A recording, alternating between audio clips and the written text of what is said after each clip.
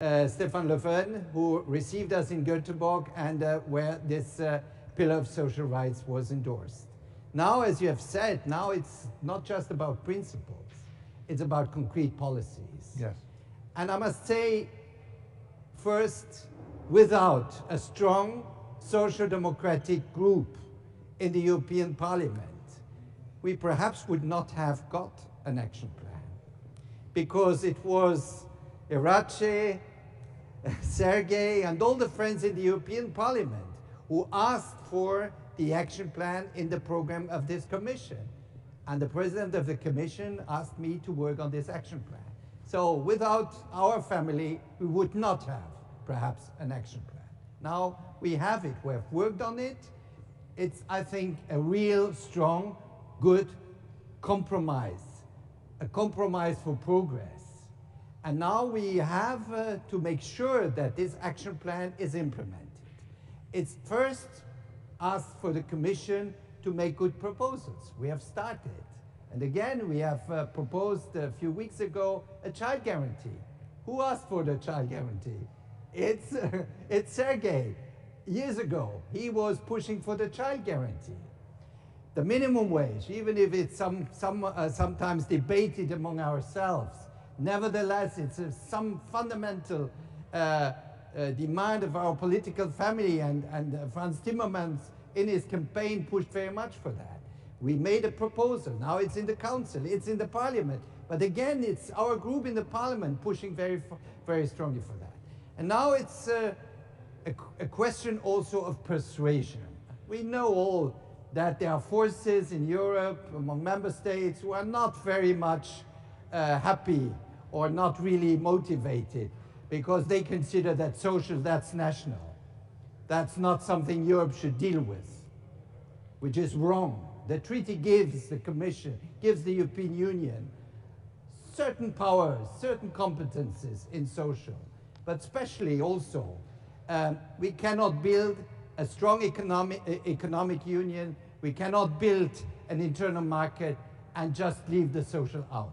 This was never the case since the beginning of the European integration process.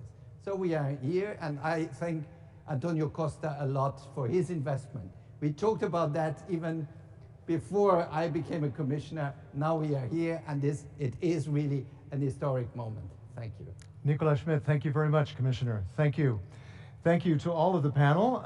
We have to try to stay on time, so this was wonderful. Thank you very much for your opening comments. This does set the tone for this, this conference. Thank you, Iratxe. Thank you, Mayor. Thank you also, Nicolas, and also Sergei. Thank you. So at this point, because of COVID, we have to take a little bit of a moment at the moment to clean these podiums so that we can go to the next panel. And this next panel will be, yeah. Can we go to David Sassoli now? Is that possible? Sì, buongiorno. Yes? Yes, hello, good Buongiorno, evening. buongiorno, Presidente. President of the European Parliament. Grazie. Yes, Mr. Sassoli, hello. Buongiorno. Grazie. Thank you very much, hello. Per lei è un momento really happy to speak molto importante domani. Quanto importante è domani per lei questo summit? Guardi, non vedo. I must tell you that I can't wait to come to Porto, because the initiative of the Council and Prime Minister Costa in particular is something that will enable us to keep faith to our promise, for us, for the socialist family in particular, but I believe for everybody. It is a promise that we made a year ago to our citizens, when we told them that we weren't going to leave anybody behind after the crisis. And this is a promise that now requires policies.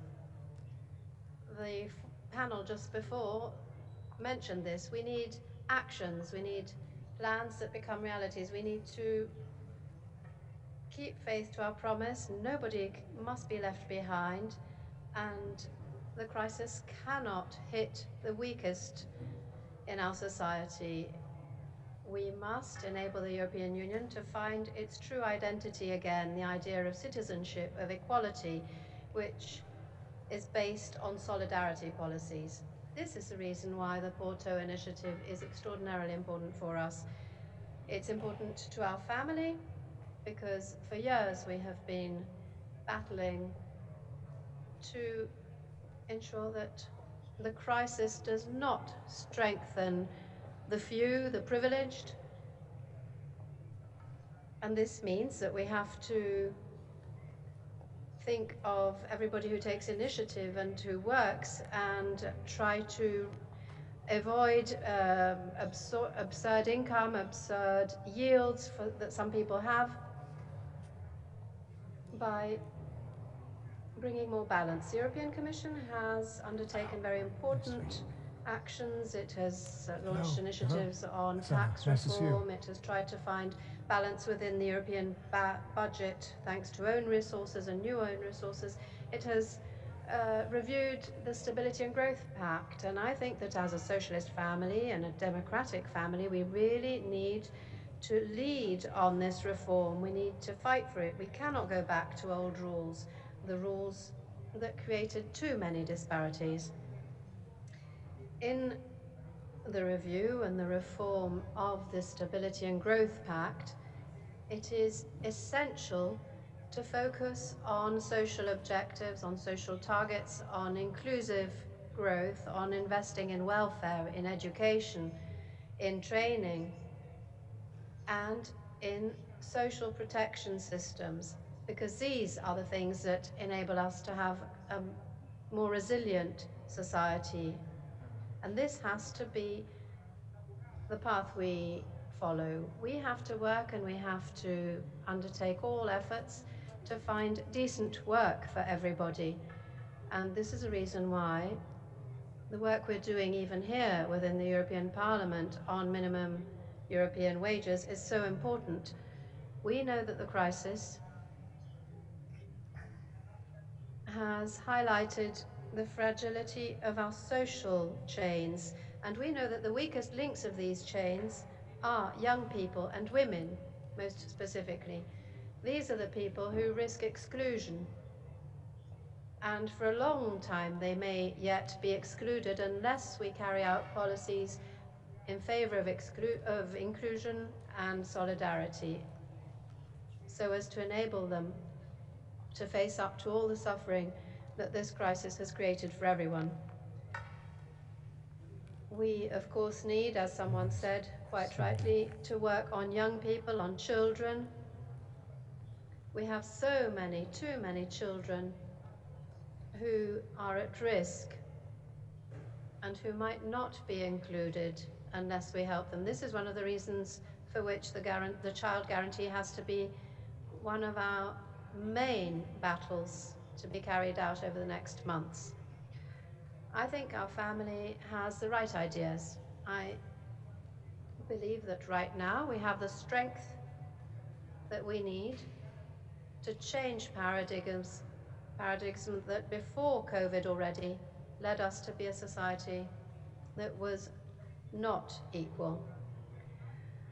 I can't wait to reach Porto tomorrow. It's a very important meeting, and I look forward to the informal council, and I really look forward to bringing the messages that the Parliament and each and every one of us have tried to bring forward over these last months. In particular, I really want to keep our promise. We really want to make sure nobody is excluded by this crisis. We believe the social pillar and the specific care that the Portuguese presidency has taken to focus for all member states and all European institutions on these issues is really essential to a future for the European Union which is of welfare and well-being for all. Thank you. David Sassoli, President of the European Parliament. Signor Presidente, molto grazie, grazie tanto. Speriamo che vediamo questo progresso domani a questo summit. Grazie. Now we move to our next panel, and this is a very important panel because It is called the Town Hall Panel. This is where we combine policy makers with people on the ground, on the front line in this COVID crisis, who are working very hard to help bring us back and help bring us back better, as we all would like to do. This is going to be a hybrid panel. With us in the studio is, from my left, Agnes Jongerius, who is S&D coordinator for the European Parliament Committee on Employment and Social Affairs. And next to her is Manuel Pizarro, the S&D member of the European Parliament's also Employment Committee. And you're also a medical doctor. You are a doctor. And to my left is Ana Mendes Godinho. Welcome, bon dia, Minister of Labor, Solidarity, and Social Security of Portugal. Nice to be in your country. It's beautiful here. Yes? Yes. And next to her is Alicia Holmes, President of the Young European Socialists, YES, and the S&D member of the European Parliament, also in the Employment Committee. Very important, Employment and Social Affairs. Now, and joining us virtually, where they're working out there on the ground, is Rafael Arabe Murillo. You are Nurse and Young Workers Representative at the General Union Workers, UGT, Spain. Then we have Marcin Wojciak, Polish worker in the logistics sector, and a migrant workers representative of the FNV trade union in the Netherlands. And also Dana Lutzendorf, chair of the Central Works Council of the University Hospital Charité in Berlin. In fact, I lived a few blocks away from that and took one of my children there to the emergency room one time. So I thank you and your team all for what you did to help us out. And you are there on the front line still. So why don't we get started here with Agnes. Agnes, let me ask you, why are we still talking about quality jobs? Quality jobs should have been a thing already established, long ago. Enough already, let's get it done, right? Let's get it done, indeed. And I think it's clear that the problems which has been amplified and highlighted in the COVID crisis were there already before. So in-work poverty, people who are minding our children, who are stacking the supermarkets, who are parcel deliveries or Uber drivers, they cannot live from the income. They could not do it during the COVID crisis, but they also couldn't do it before. And I think here it's important that we indeed say this is something where Europe should be ashamed of. Mm. I think it should be the case that when you work hard trying to provide for your family, you should have a decent income. And therefore I'm happy that instead of the old proposals from the European level, lower the minimum wage, we are now talking about higher minimum wages. And I think it's high time. We are working on it in the European Parliament. Anna is working on it in the European Council. In total, we are talking about 24 million people in Europe who are going to profit from higher minimum wages. Mm. And I should say this would have been a task before the crisis, but now in the crisis with the COVID, we all know how important the jobs are, which I just mentioned. So let's get it done. And let's talk to one of these people working out there in the field, Rafael Arabe Murillo, a nurse in Spain. Rafael, what about this idea of precariousness? You're on the front line fighting COVID, and yet you're still experiencing great precariousness at work. Can you tell us about that? You hear me okay, Rafael? Buenos días. Hola, buenas tardes. No sé si se me oye bien. Yes, we hear you, we see you. Tell us about that precariousness at work. Perfecto. Bueno, en primer lugar, dar las gracias por esta oportunidad de participar. Me parece importante en este punto y un poco lo que se ha venido hablando en la anterior ponencia, ¿no? la importancia de valorar positivamente lo que es o lo que debe ser el pilar social europeo, ¿no?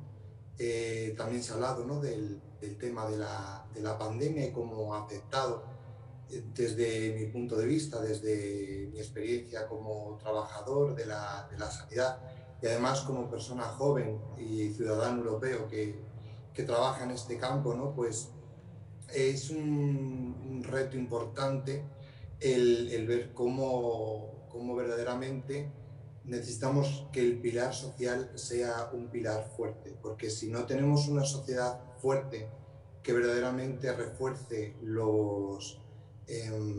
¿cómo decir, no?, que realmente refuerce las necesidades de nuestra sociedad, el proyecto va a hacer aguas. Y esta crisis puede decir, ¿qué hace en un día durante esta crisis? ¿Cómo es difícil para usted de trabajar?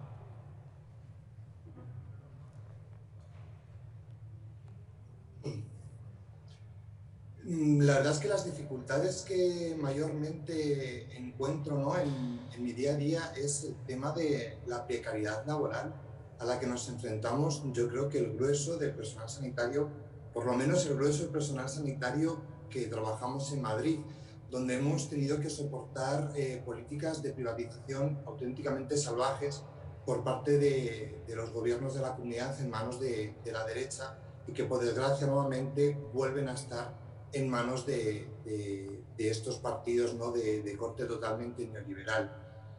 El tema de que yo, reflexionando un poco sobre esta problemática, veía que esto del pilar social lo planteamos en Europa como para aquí hasta el 2030, ¿no? Es decir, son 10 años. Llevo 12 años trabajando desde que terminé de estudiar y todavía no tengo un contrato decente. A día de hoy todavía permanezco con contratos que van enganchando uno tras otro, de 6 meses en 6 meses, 15 días, a veces incluso contratos pues de 24 horas, ¿no? Es difícil el poder realizarse laboral, socialmente, y también el poder prestar un servicio de primera necesidad como es la salud y la sanidad, sin una continuidad, ya no solo la mía, ¿no?, porque no solo soy el único ejemplo. Por desgracia, yo creo que entre el 70 y el 85% de las plantillas, y máxime todos aquellos que actualmente hacemos frente a la pandemia, nos encontramos ante esta situación. Rafael, gracias. Manuel, ¿te identificas con lo que dijo Rafael? Claro que sim. Em sua experiência como médico.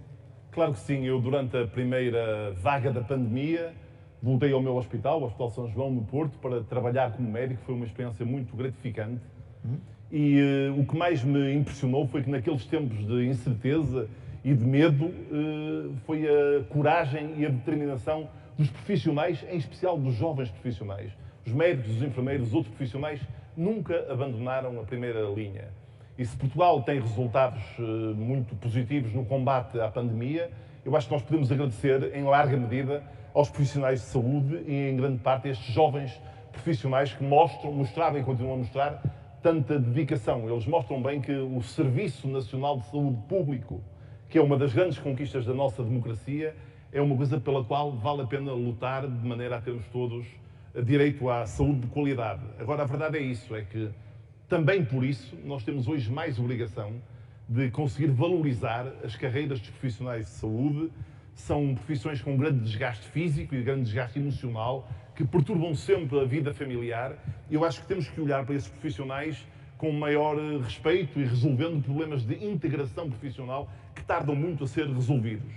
Nos serviços públicos de saúde nós temos que reforçar a autonomia e a liderança técnica dos profissionais. Esse é o nosso motivo do nosso sucesso. So what concretely, I wish I could speak Portuguese, sorry. It's better to speak in English. Well, what? It's more Okay, efficacious. thank you. What concretely would you like to see tomorrow in your dream-o vision in the Porto Declaration on Social Rights? Eu gostaria de ver uma referência clara às carreiras profissionais, à liderança profissional, ao valoramento do Serviço Nacional de Saúde. Eu estou muito contente porque o Next Generation EU, em Portugal, vai permitir um grande investimento no Serviço Nacional de Saúde. Esse investimento é muito importante nas infraestruturas e nos equipamentos, mas o maior investimento, o mais importante de todos, é o investimento nos profissionais. Nós temos que ser capazes de cuidar bem de quem queremos que cuide de nós. Thank you, Manuel. Obrigado. Let me shift over to someone else out in the field, Marcin Wojciak. Marcin, dzień dobry, do you hear me? Hello, dzień dobry. There you are. Hello, hello. You're a temporary worker in the Netherlands. You're from Poland, and that happens a lot. There are a lot of people migrating from one European country to the other, right? And you work in the Netherlands over the last 3 years now. What does it mean to be a migrant worker today to you? First of all, I'd like to thank you for inviting me here. It's a big honor to speak to such good ladies and gentlemen who could improve our lives. Yes, as you said, I've been here for over 3 years. It's not easy to describe it in such a quick, short time. However, to give you just indication of it, we are facing a number of problems, mostly are related with our accommodation and jobs, obviously. We have unfair dismissals, we're facing evictions, we are struggling with getting enough work to make our budgets. Also, unrealistic production norms that leads to we are too tired to perform, really. And because of that, we feel exploited. That leads me to the feeling we have by the treatment we receive of a second-class citizens. As a migrant worker in another country, that's how you feel, right? Unfortunately, yes. Yeah. And this summit tomorrow, what would you like to see that summit include to address those concerns about the quality of work, about minimum wage, about fair treatment? Yes, minimum wage is one of the things we would like to be discussed. Also, we've been talking about separating double roles of work agencies, which means that they have a power over us by providing us with accommodation and jobs at the same time. What happens is, if you lose your job, you are homeless almost next day. Also, when we come over here, we expected to get enough work to do so. We are really struggling with the fact that our contracts are built that way that we have 0 hours guaranteed. At least for the first month. After that, after first month, it's not even getting better, it's just slightly better, but yeah, that situation shouldn't happen. Okay. So proper contracts and also health and safety at work, this is a huge issue as well. Right. Marcin, dziękuję bardzo. I hope to come back to you. Let's shift over to Ana Mendes Godinho, which, I mean, I might mention too that many Portuguese were migrants for a long time as well, when, working in France and other parts of Europe as well. So lots of stories, I'm sure, among your family and relatives as well. Direct family, exactly. Yeah, exactly. So in this time of economic crisis, do we need to choose between quality jobs or job creation? Why can't we have both? Well, first of all, hello, Chris. Welcome to Porto.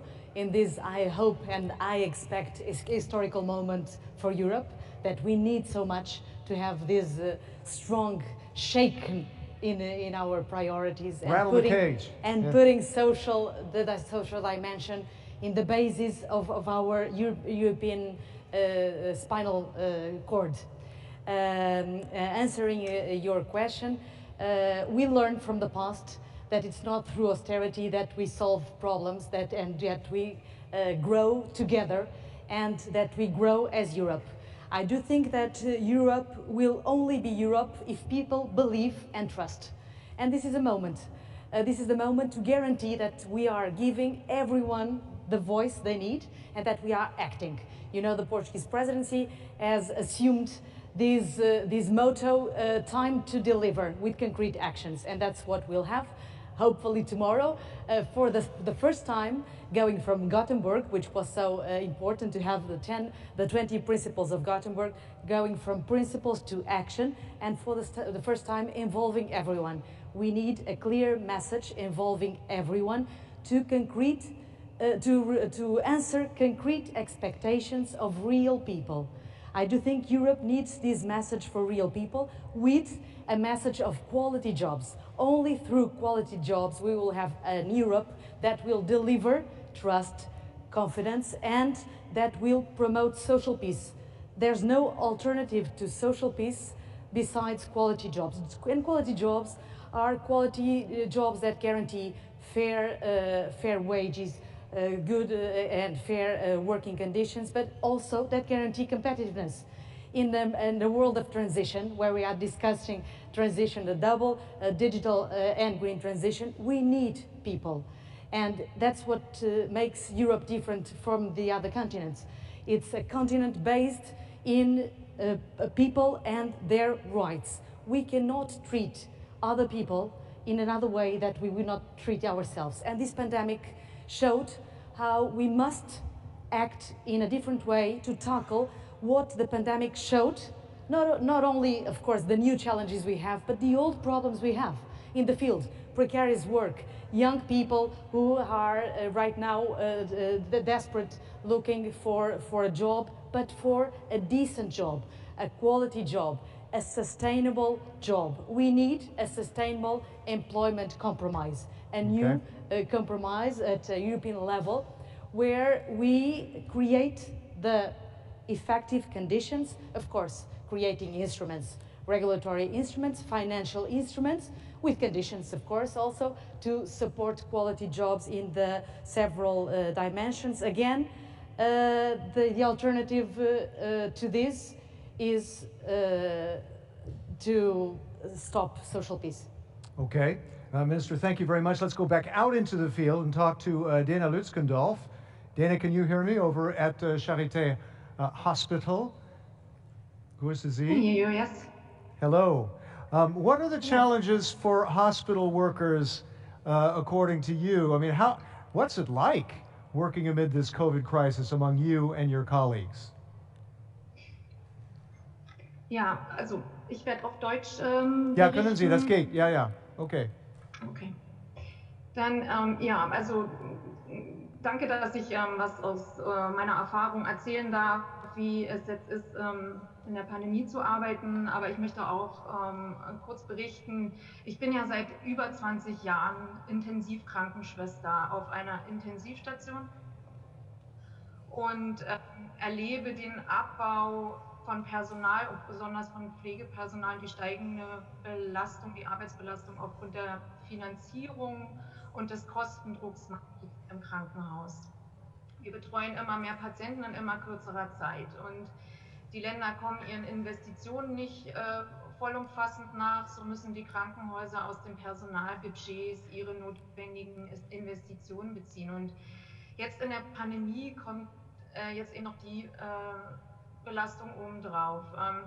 So solche Erlebnisse, wie wir sie jetzt haben, habe ich noch nie erlebt. Ja, es ist eine außerordentliche Situation.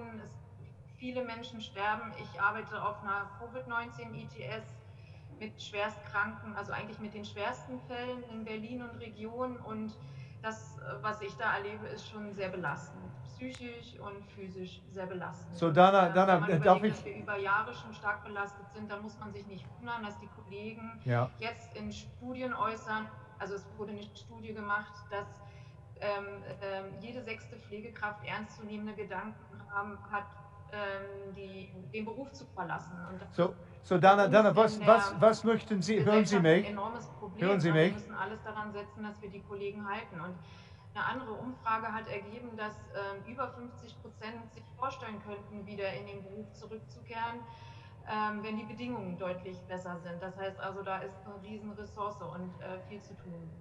Okay, Dana, vielen Dank. Ich möchte vielleicht zurück zu Sie kommen, aber wir müssen, sorry, we're have to try to win back a bit of time that we're behind right now. Alicia Homs, President of the Young European Socialists.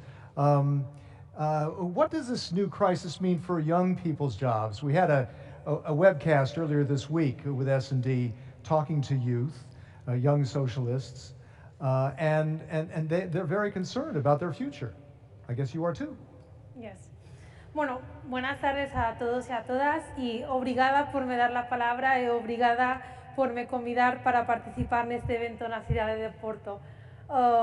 Contestando directamente a tu pregunta, Chris, yo creo que nos encontramos en un momento decisivo y no solamente por los desafíos que plantea la propia pandemia de la COVID a nuestras economías, a nuestros mercados laborales, a nuestro propio estado del bienestar, sino porque volvemos a correr el riesgo de perder a la generación mejor preparada otra vez.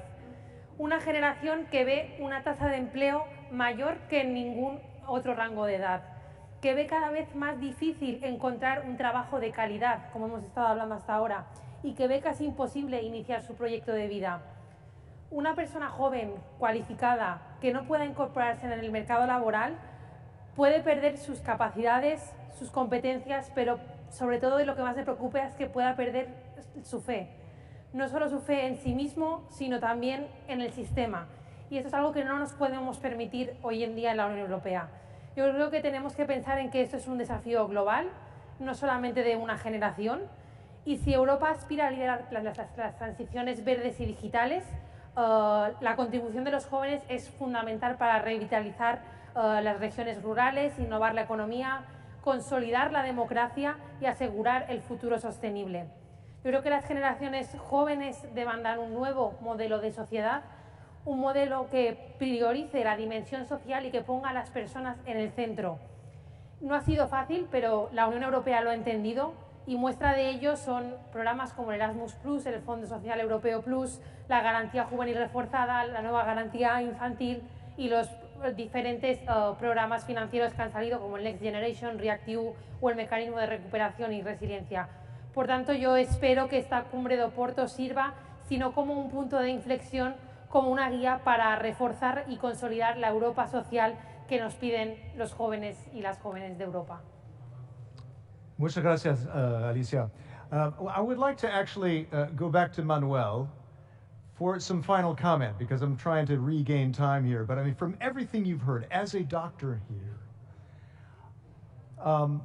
can you sum it up? What needs to be brought across to those 27 leaders tomorrow from what we heard during this panel? Eu acho que o que a pandemia tornou claro é que a grande maioria dos cidadãos europeus querem muito mais envolvimento da União Europeia nas questões sociais e também nas questões da saúde. E eu espero que os líderes europeus ouçam os europeus, ouçam as pessoas, porque as doenças não têm fronteiras, como aliás a pandemia demonstrou.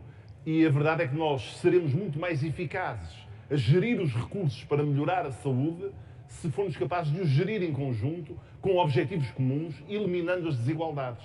Porque esse é o outro aspecto. Esta pandemia pôs a nu que as desigualdades sociais pesam muito na saúde das pessoas. A pandemia não atingiu as pessoas todas por igual, atingiu muito mais as pessoas com mais fragilidade económica, com maior fragilidade social, e a nossa obrigação é concretizar o pilar europeu dos direitos sociais, que diz que deve haver cuidados de saúde preventivos e curativos, de qualidade, acessíveis a todas as pessoas. É avançar mesmo, como é o mote da presidência portuguesa, avançar na União Europeia da Saúde, que tem que passar do papel e constituir-se como algo de concreto. Eu devo dizer que há passos muito importantes que têm sido dados, em larga medida por iniciativa do Parlamento Europeu, o EU for Health, do Plano Europeu contra o Cancro, as novas medidas para combater os produtos tóxicos e os acidentes no mercado de trabalho, mas acho que todos temos noção de que precisamos de fazer mais e é por isso que os socialistas se reúnem nesta cimeira, é porque nós queremos mais saúde na União Europeia, mais saúde para todos. Manuel, thank you very much, and thank you to all our speakers on the panel and also virtually out there in the field. Thank you so much for joining us on this panel one on how it is to work in the field and what should be done tomorrow, what should be in that Porto Declaration regarding work. So that was a very important part of this conference on the eve of the Porto Summit. Thank you very much to this panel. And let's prepare then for the next panel, which is going to be on time for a fair recovery. Should we get back to just business as usual, or should we change the situation? How should we build back better and build back in a way that employees are going to be treated fairly? Should we have a minimum wage? Should we have a child guarantee, a youth guarantee? You know, to what extent should it be perhaps binding? Should we just have targets, or should we have targets with teeth? That is the big question as we look at those issues today. Workers, regions, countries in the EU, generations, these inequalities among all of these. How do we close the gap of these inequalities in so doing? There's not enough housing for a lot of people. The working conditions, like you just heard, are very difficult, and also that aspect of the digital transition. Many people working digitally, and there's that big issue of the right to disconnect. Should they have the right to disconnect? Do they always have to be connected round the clock, working for whomever it is and answering whoever's messages? So a lot of issues here to deal with.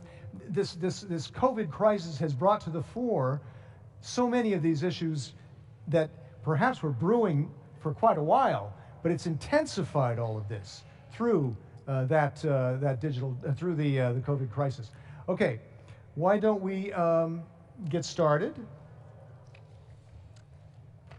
with our next panel? On my left, Hubertus Heil, Federal Minister of Labor and Social Affairs of Germany, grüße Sie, and Vasco Cordero.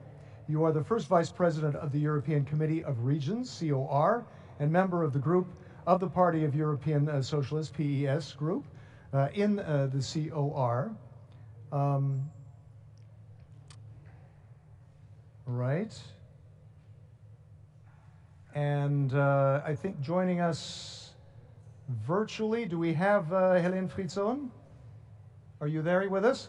Hi, Helen. You're the Group Vice President, S&D Group Vice President. Welcome. And member of the Employment and Social Affairs Committee. We've already spoken before on other webcasts. It's great to see you again. Let's start with you about the aspirations of young people. Let's start there, because we did talk to young people earlier this week on a webcast.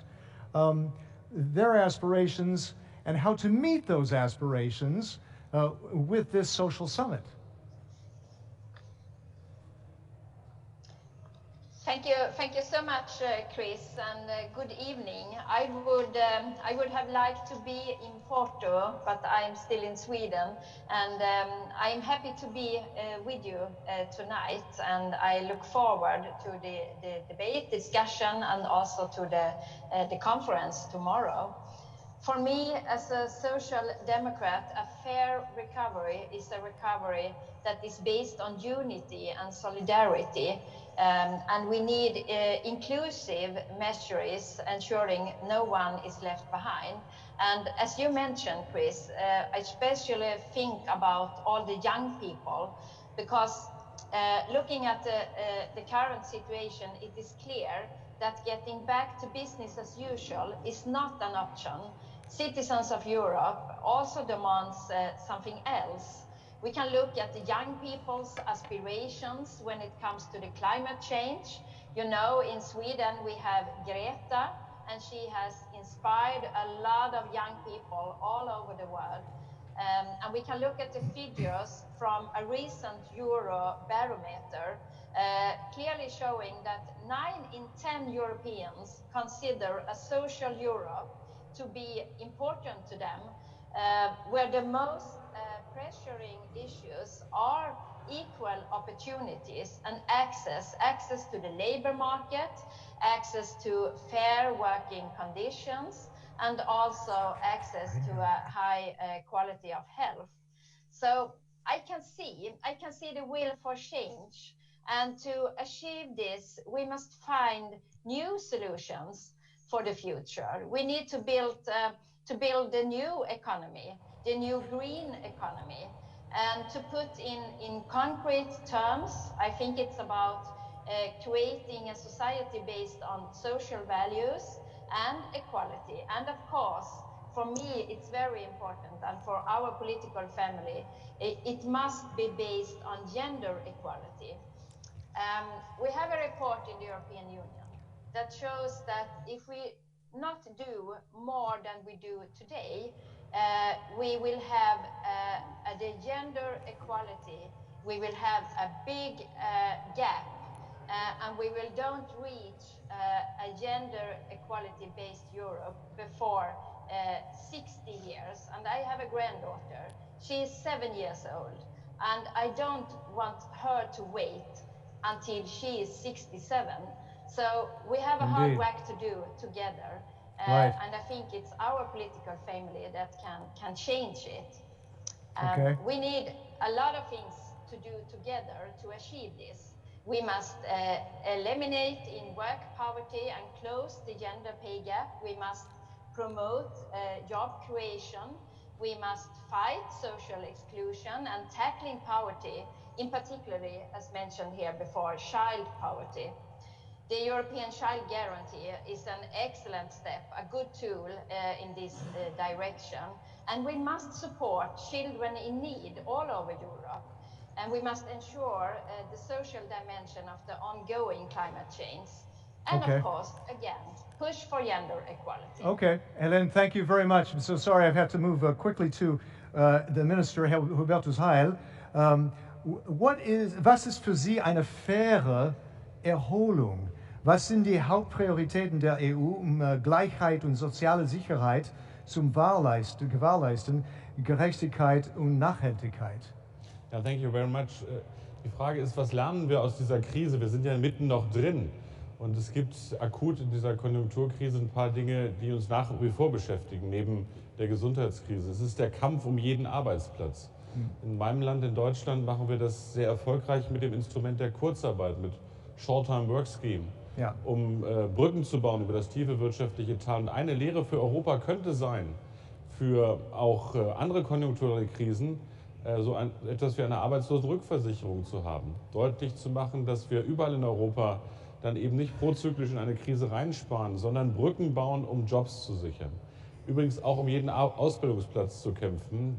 Das machen wir in Europa mit der Youth Guarantee und in Deutschland mit einem Schutzschirm für Ausbildung, weil die Auszubildenden von heute die Fachkräfte von morgen sind. Das Zweite ist aber, dass wir nicht über Konjunkturkrisen und über die Frage dieser Lessons learned sprechen müssen, sondern wie eben beschrieben darüber, dass Corona ein Brandbeschleuniger für den Strukturwandel der Arbeitswelt ist, für Digitalisierung, dass wir das Thema Dekarbonisierung vor uns haben, auch die Demografie unserer Gesellschaften. Und da ist es notwendig, das zu schaffen, was vorhin diskutiert wurde, einen fairen Rahmen für Mindestlöhne und mehr Sozialpartnerschaft, mehr Tarifverträge, um den Wandel auch auszuhandeln, dafür zu sorgen, dass die Frontline-Worker sind, nicht nur Applaus bekommen, sondern tatsächlich faire Arbeitsbedingungen. Das Dritte ist, dass wir Möglichkeiten schaffen müssen, unsere Sozialstaaten in Europa gemeinschaftlich präventiver aufzubauen. Wir sind nicht die schlechtesten Sozialstaaten, bei allen Lücken, die wir in der Covid-Krise auch gesehen haben, jedenfalls im internationalen Vergleich. Aber wir sind zu nachsorgend. Wir geben sehr viel Geld aus, wenn das Kind schon in den Brunnen gefallen ist.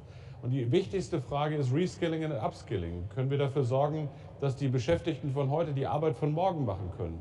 Weiterbildung, Qualifizierung, das ist das, was wichtig ist. Der Traum von einer Arbeitsversicherung, die Beschäftigungsfähigkeit in den Mittelpunkt stellt, die nicht sozusagen erst Arbeitslosigkeit zulässt, sondern Menschen in Arbeit hält. Ich glaube, das sind ein paar Dinge, die wir auf den Weg bringen müssen. Das Wichtigste ist aber, dass wir anders als in anderen Krisen, und wir haben ja in Europa 3 große Herausforderungen in dem letzten Jahrzehnt gehabt, die Wirtschafts- und Finanzkrise 8/9, die Frage der Flüchtlingskrise 2015. Beide Krisen haben Europa eher auseinander dividiert und wir haben mehrere Krisen der europäischen Integration erlebt, nicht zuletzt auch den Ausstieg Großbritanniens. Die spannende Frage ist, schaffen wir es aus dieser Krise solidarische Konsequenzen zu ziehen, Rahmen zu schaffen für europäische Mindestsicherungssysteme, aber auch für Mindestlöhne und für mehr Tarifbindung, und schaffen wir es, an den richtigen Stellen in Europa zu investieren, damit wir in den 20er Jahren Chancen und Schutz im Wandel stärken. Und dafür ist es wichtig, nicht nur eine europäische Säule sozialer Rechte aufzuschreiben, sondern sie konkret abzuarbeiten und umzusetzen. Das ist die Mission der Sozialdemokraten in Europa. Und dafür müssen wir zusammenstehen. Okay, Minister, vielen Dank. I would like to go online to Andrea Orlando. Are we connected? Andrea Orlando, Italian Minister of Labor and Social Policies. Buonasera, Minister. Buonasera. Buonasera. Cosa intende per ripresa giusta? Quali devono essere le priorità dell'Unione Europea per assicurare uguaglianza, giustizia sociale e sostenibilità?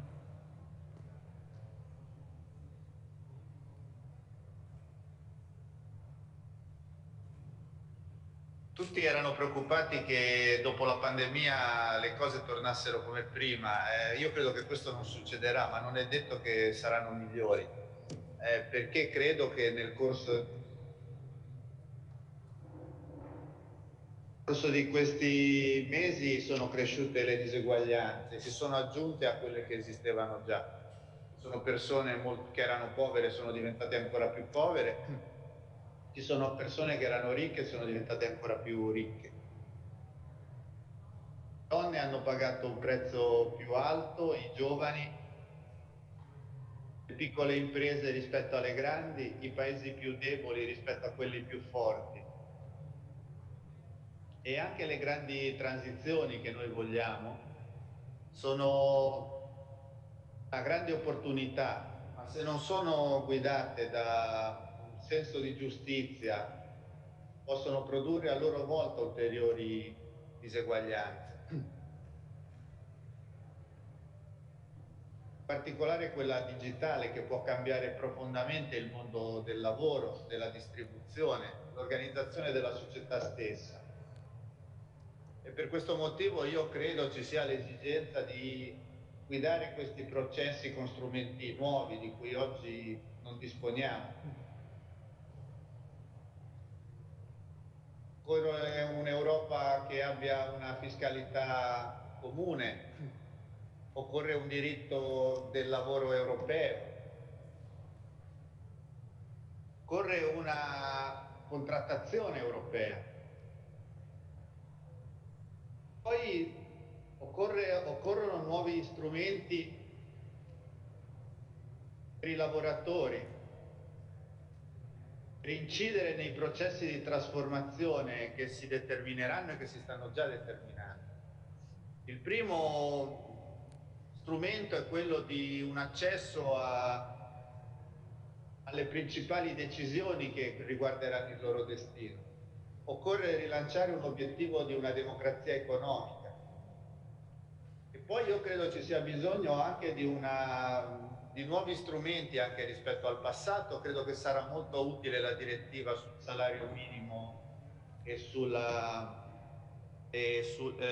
sta portando avanti il compagno Schmit, ma credo che in questa nuova direttiva dovranno anche essere contenuti strumenti per accedere agli algoritmi, che sono i nuovi contratti non scritti e che noi dobbiamo poter leggere per poter capire come cambieranno le condizioni del lavoro. Allora, questi sono i presupposti, io credo, perché la ricostruzione sia giusta. Allora, Ministro, per concludere, qual sarebbe un obiettivo concreto che vorrei vedere domani in questo summit? Che vorrebbe lei? vedere.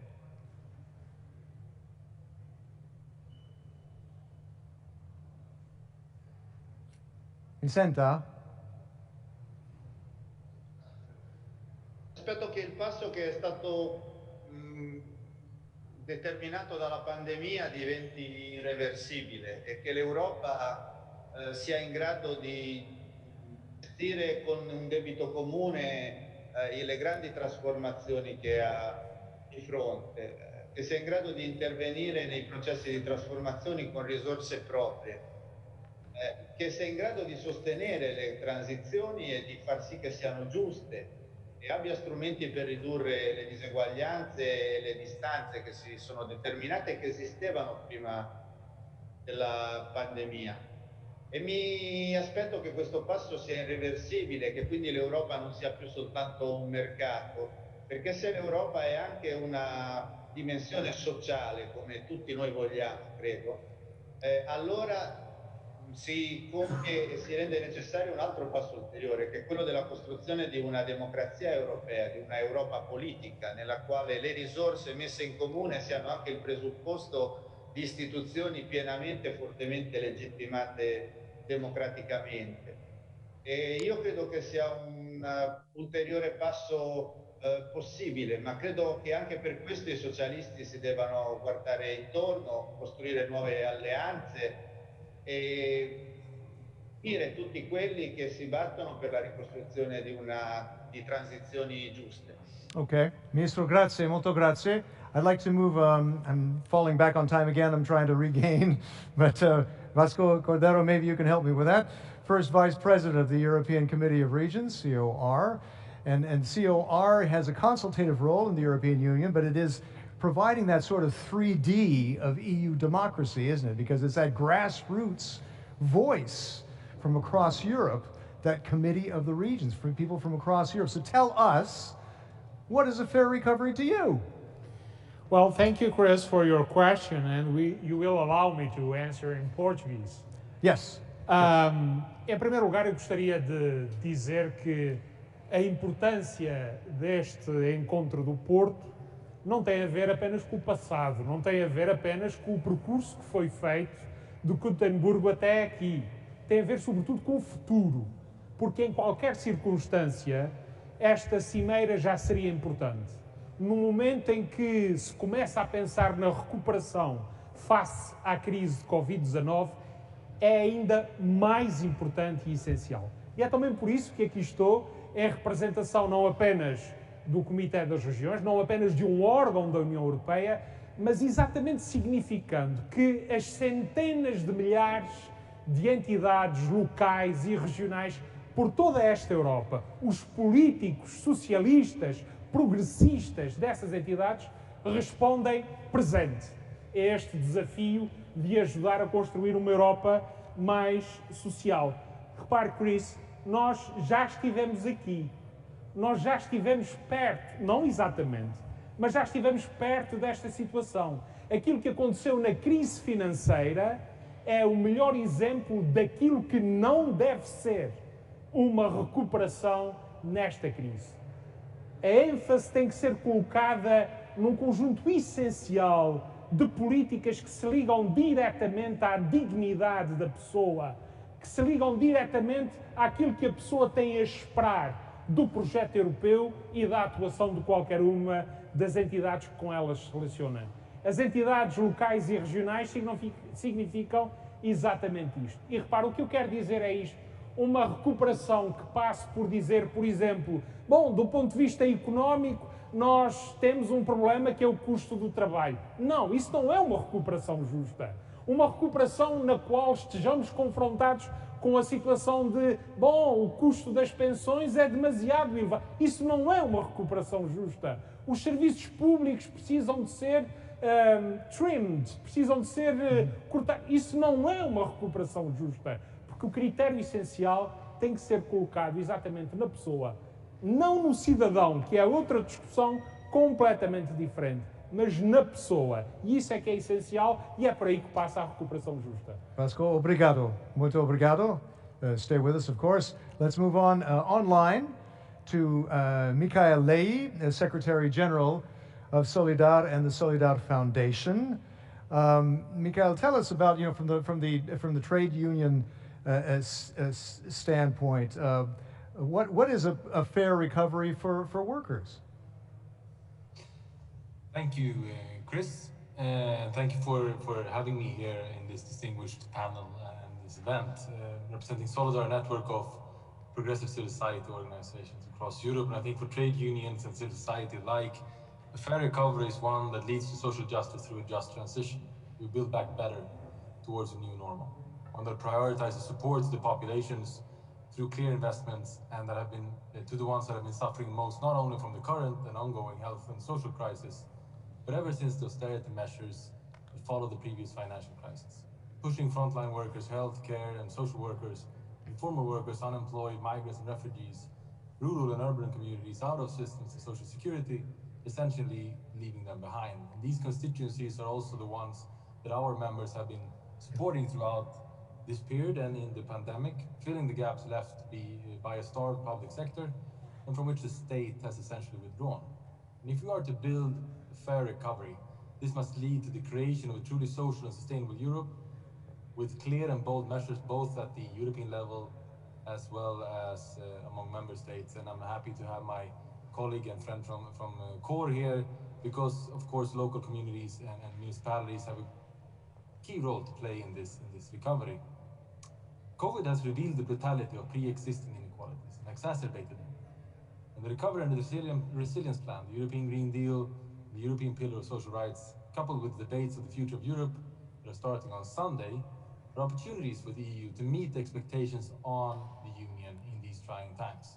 I would say it's a make it or break it kind of situation for the European Union in the eyes of citizens, but already starting to wane in their support for the Union as a political project. So we have a dire task for us in the coming years, and I think Social Summit could be one of those moments when we could take important steps. And I hope to see that as well. Fair in this regard is also taking into account not just the past, the present, but as my colleague said, also the future. And this means coupling the social dimension with the sustainability and the need for a development model that is not pushing us beyond point of no return. We therefore also would say that a fair recovery is one that ensures that the green and digital transitions contribute to tackling existing as well as future inequalities. If not, that project of a greener Europe will also be not one that fosters a sense of belonging to the European Union, but one that makes the cracks even more visible.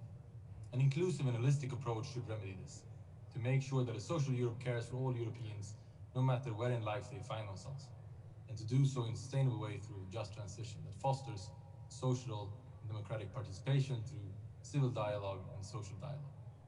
Okay, thank you very much. I'd like to have one last question to the German minister. Hubertus, was in Ihrer Meinung morgen wie optimistisch sind Sie, dass wir diese Elementen von dieser SD-Deklaration in diese Porto-Deklaration erreichen können? Also wir müssen hart dafür arbeiten. Und mir fällt auf, dass in Europa in der politischen Konkurrenz zu Recht viel von digitalem Wandel und von ökologischem Wandel die Rede ist, aber zu wenig von sozialem. Da ist die portugiesische Ratspräsidentschaft eine Riesenchance, dass Portugal, dass meine Kollegin Mendes Godinho, dass unser Genosse Costa das Thema in den Mittelpunkt gesetzt hat. Was haben wir in der Trio-Ratspräsidentschaft besprochen? Es ist eine Riesenchance für uns, deutlich zu machen, dass man digitalen, ökologischen und sozialen Wandel gleichzeitig gestalten muss. Dass es Fortschritt nicht für wenige gibt, sondern möglichst für viele. Dass wir dafür sorgen, dass diese Covid-Krise dazu führt, dass es einen Aufbruch gibt zu mehr Chancengleichheit, zu mehr Gerechtigkeit in diesem Kontinent. Dass wir uns besinnen, dass Europa die Verbindung ist von Demokratie, Marktwirtschaft und starken Sozialstaaten. Dass wir dafür sorgen, dass aus digitalem Fortschritt sozialer Fortschritt wird. Dass wir die Zukunft der Arbeit gestalten. Dass wir für die Gleichstellung von Männern und Frauen kämpfen. Das können nur Progressive und Sozialdemokraten gemeinsam. Aber wir müssen wirklich kämpfen. Alleine werden wir es nicht schaffen. Okay, wir müssen kämpfen. Morgen wie möglich ist es, dass wir nicht nur Ziele sehen können, aber Targets with Teeth, Ziele mit Zähne. Ich mache zwei konkrete Beispiele. Eine Maßnahme in Europa wäre, einen Rahmen zu schaffen für Mindestsicherungssysteme, die menschenwürdige und diskriminierungsfreie Mindestsicherung in jedem Mitgliedstaat ermöglichen. Diesen Rahmen brauchen wir. Zweitens, wir müssen uns in der Familie der Sozialdemokraten Progressiven auch zusammenraufen, damit wir wirklich eine Richtlinie für europäische Mindestlöhne und mehr Sozialpartnerschaft bekommen. Das sind zwei revolutionäre Taten, wenn wir das machen. Und dann wird die soziale Säule Europas nicht nur Wording sein, nicht nur Ziele, sondern zu konkreter Gesetzgebung werden. Sie haben recht, oder wir haben recht, wir müssen von den Werten zur Aktion kommen. Das ist die Aufgabe, die wir jetzt vor uns haben. Dafür ist morgen eine Chance. Wir sind gar nicht so wenig, aber wir müssen lauter werden miteinander. Und ich bin froh, dass das jetzt portugiesische Ratspräsidentschaft ist, denn Portugal ist sehr inspirierend auf diesem Weg. Die haben auch die letzte Recovery nach der Finanzkrise damals fair gestaltet und das ist, glaube ich, ermutigend auch für die Aufgabe, die vor uns ist. Roberto, vielen Dank. Vasco, last question to you. Kind of the same thing. How much are you optimistic that we can get targets with teeth in tomorrow's Porto Declaration? Bem, eu penso que amanhã é uma oportunidade de todos os líderes europeus darem expressão prática àquele que é o motto da presidência portuguesa. Time to deliver. Time to deliver is now. So, that é a parte mais importante que me parece que deve estar presente. Nós não temos tempo a perder. Quer pelas circunstâncias que derivam do tempo que levou de Gothenburg até agora, quer pela emergência da recuperação face à crise de Covid-19. E por isso a mensagem é clara, não só para o poder europeu, nacional, regional e local. It's time to deliver in the social pillar. Maybe one sentence. It's the old sentence of Freddie Roosevelt. We have nothing to fear but the fear itself. And I think this is time for a progressive agenda. On the other side of the Atlantic, Joe Biden does it. Yes. And we also have it. That's a big responsibility. It's up to you. And you. Yeah, it's up to everybody. Thank you very much, gentlemen. Thank you. Thank you. And thanks to the speakers also connected. Thank you very much as well to have all your input on that panel. Let us move on to the next panel, and as we do make that shift, we're going to have to be cleaning as we do for the COVID crisis. We have to clean the stands as well. We are moving on to some keynote inspirational speeches on sustainable well-being for all and the social dimension of the green and digital transitions. How do we make that transition in a fair way? And in some ways we saw with the yellow vests that we were trying to make a green transition in France and it backfired. How do we address the social aspect to avoid some kind of backlash in making this digital transition and the green transition? Tech tips, I might remind you, if you hear a good soundbite, please cast it wider with the hashtag EU Social Summit 21 and hashtag social rights. And we are going to try to stay closer to time. Time is flying, but all the very important points made. But in any case, speakers, please do keep that in mind. I'd like to first introduce my two guests here in the studio. Here in Porto, live. It's amazing to be together in the context. Luca Vicentini, General Secretary of the European Trade Union Confederation, ITUC. Buongiorno, buonasera.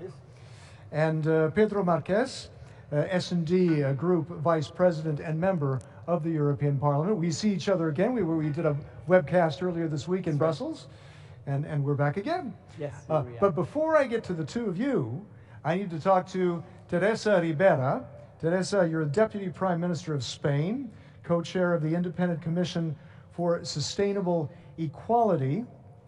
And that's interesting that you're actually working with the former Prime Minister of Denmark, Paul Rasmussen, on this Independent Commission for Sustainable Equality. I think it's quite interesting because I just might mention as a footnote, It's thanks to Rasmussen, Mr. Rasmussen, that the Maastricht Treaty was approved in Denmark. And that was a very key thing that led to the euro, of course, and to the further integration of the EU. And this is where, Teresa, you're working with Paul to bring about sustainable equality. Tell us about that, Teresa. Hello, good afternoon. This is small pressure, so it must be inspirational, sustainable well-being, and so many things at the same time. And as you were saying, yes, I'm colliding with Paul. A very interesting exercise on what next, how to combine all these references. I think that Paul has contributed along the years, as it has been the case for our political family, trying to move forward in an inclusive and fair manner what we want to build in Europe along the last decades, but along the last years too. And most of what we have been witnessing around the green understanding of well-being has social democrat progressive signature, as it has been the case for Pedro Timmermans Pedro Timmermans and in the council, João Pedro. So I think that it has been quite interesting what we have been promoting, what we have been investing in, and what we have been trying to do is to think what next, what type of big challenges and how we can address this very important combination of the social and green interlinkages in the future to build. In a very particular situation, because this year we have been fronted to the fact that we are much more vulnerable of what we could think, and we need to recover, to rebuild an economy and a society that has been touched, has been harmed by the pandemic. And this has driven us into something which is quite primary. Very important words that remind us of around us. We have been talking about public services, health system, public coverage, environmental challenges and environmental weakness, interdependence among the different countries of the world, but also within the societies. And this inspires us on how we can build next this big transformation, and this has been commented in the previous session. We know that we have a very important opportunity to transform the future we want to build, to make it stronger, more inclusive, fairer, or more sustainable. This is something not only possible, but pretty necessary. But it deserves strong political energy, paying attention not just on the big macroeconomic pictures, but paying attention to the microeconomic effects, so the distributional effects, the fears that people can feel, and the different ways people understand the big menaces and the big opportunities. So taking into consideration these demands of big, important, strong dialogue between us, policymakers, and the society, as well as the members of the academia that are investing in this type of effects. This is the work that we have been trying to pursue with the intention to deliver the Sustainable Human and Planetary Wellbeing report coming from our group, with a comprehensive understanding, a comprehensive roadmap that inspires the European socialist projects in the journey towards sustainable human and planetary well-being, taking into consideration that green is important, but it is even more important that in this transformation we take into consideration the transactional divergences or unfairness or vulnerabilities we may be facing, that can deal with energy poverty, that can deal with the big transformation of the labor market and the skills that need to be taken into consideration and being promoted. And then the social policies together with the environmental policies strengthening the economic response. We have the duty of proposing this new audacious proposals to our European colleagues, and we are reasonably optimistic on on how they can be welcomed by the society on its own. There is an additional comment to be made, which is the external dimension of all of this. I think that the importance of Europe being credible elsewhere relies also on the credibility of Europe at home, but it works the other way around. Being credible at home also implies taking into consideration the effects of our external policies when we work with partners and with other players in a very small interdependent world. Thank you, Teresa. Thank you very much. Let me, you talk about this transformation in the labor market. I'm sure I want to shift over to Luca Vicentini over at the European Trade Union Confederation. This shift in the labor market and the way we work and the digitalization, it requires change in how societies approach work and how companies approach work and how workers, their protections must evolve. Like for instance, the right to disconnect, right? Well, Chris, yes, but I mean, we should stop telling workers in Europe all the time that they have to change, because they have been already through 4 crises. Globalization and financiarization of the economy, then the financial and economic crisis, then the austerity period, then now COVID, and now they have to face other crises, climate change, digitalization, with no protection. Well, this is not the scenario we can design for workers in the future. That's why I think that in the Social Summit, with an action plan for the European Pillar of Social Rights, the first things that we all must do is to give a message of hope about the future to working people in this continent. And then concretely, what does that mean in the declaration that the summit should arrive at? What concretely should it have to improve working conditions? Well, first of all, there are 3 targets, 3 headline targets in this action plan, and they are quite important because the targets are increasing the level of employment, quality jobs, I would say, not just employment. We need really to ensure quality jobs for everybody. Second, making sure that people are equipped with the right skills to face the climate, digital, and economic transition. And third, last but not least, making sure that we can lift out people out of poverty through better wages, better working conditions, and social protection. But to achieve these targets, we need tools. And there it comes an action plan. 4 things at least: money, the money of the Recovery and Resilience Funds, of the MFF, all this has to go to achieve these targets. Then we need good laws, because we don't have enough good laws to make sure that we can have decent wages, decent working conditions, etc. Third, we need to change our economic model, because with the current fiscal rules, it's impossible to achieve these targets. The current fiscal rules are old-fashioned austerity-based, so we have really to reform. You mean about fiscal rules, about government spending? Absolutely. And fourth, and last but not least for us, social dialogue, collective bargaining, involvement of social partners. These 4 factors are the ones that can make a difference in achieving these 3 targets, I think. Okay. Let me shift over to Pedro Marques, S&D Group Vice President, member of the European Parliament. You're on the Committee of Regional Development, also the Subcommittee on Taxation. A couple of questions for you. One is, though, there is headwind that this summit is going into, because there are 11 countries of the 27 that signed a letter saying they're saying basically hands off some of these policies. These are national policies, you don't touch them. I'll quote from the letter: respect national authority over policy making in areas such as labor, employment, pensions, education, childcare. How do you counter that at a summit? Boa tarde, bem-vindos ao Porto, a Matosinhos. Este é um momento de inspiração e eu gostava que daqui, mas também, claro, da Cimeira Social da manhã, que os líderes europeus levassem essa inspiração e essa ambição de fazer mais em matéria do pilar social. Nós temos, fruto do trabalho do Stefan Löfven em Gothenburg, depois desta prioridade que o António Costa deu ao pilar social, agora com a Cimeira do Porto, e do trabalho do Nicolas Schmit na Comissão Europeia relativamente ao plano de ação, nós temos uma oportunidade de fazer mais no pilar social.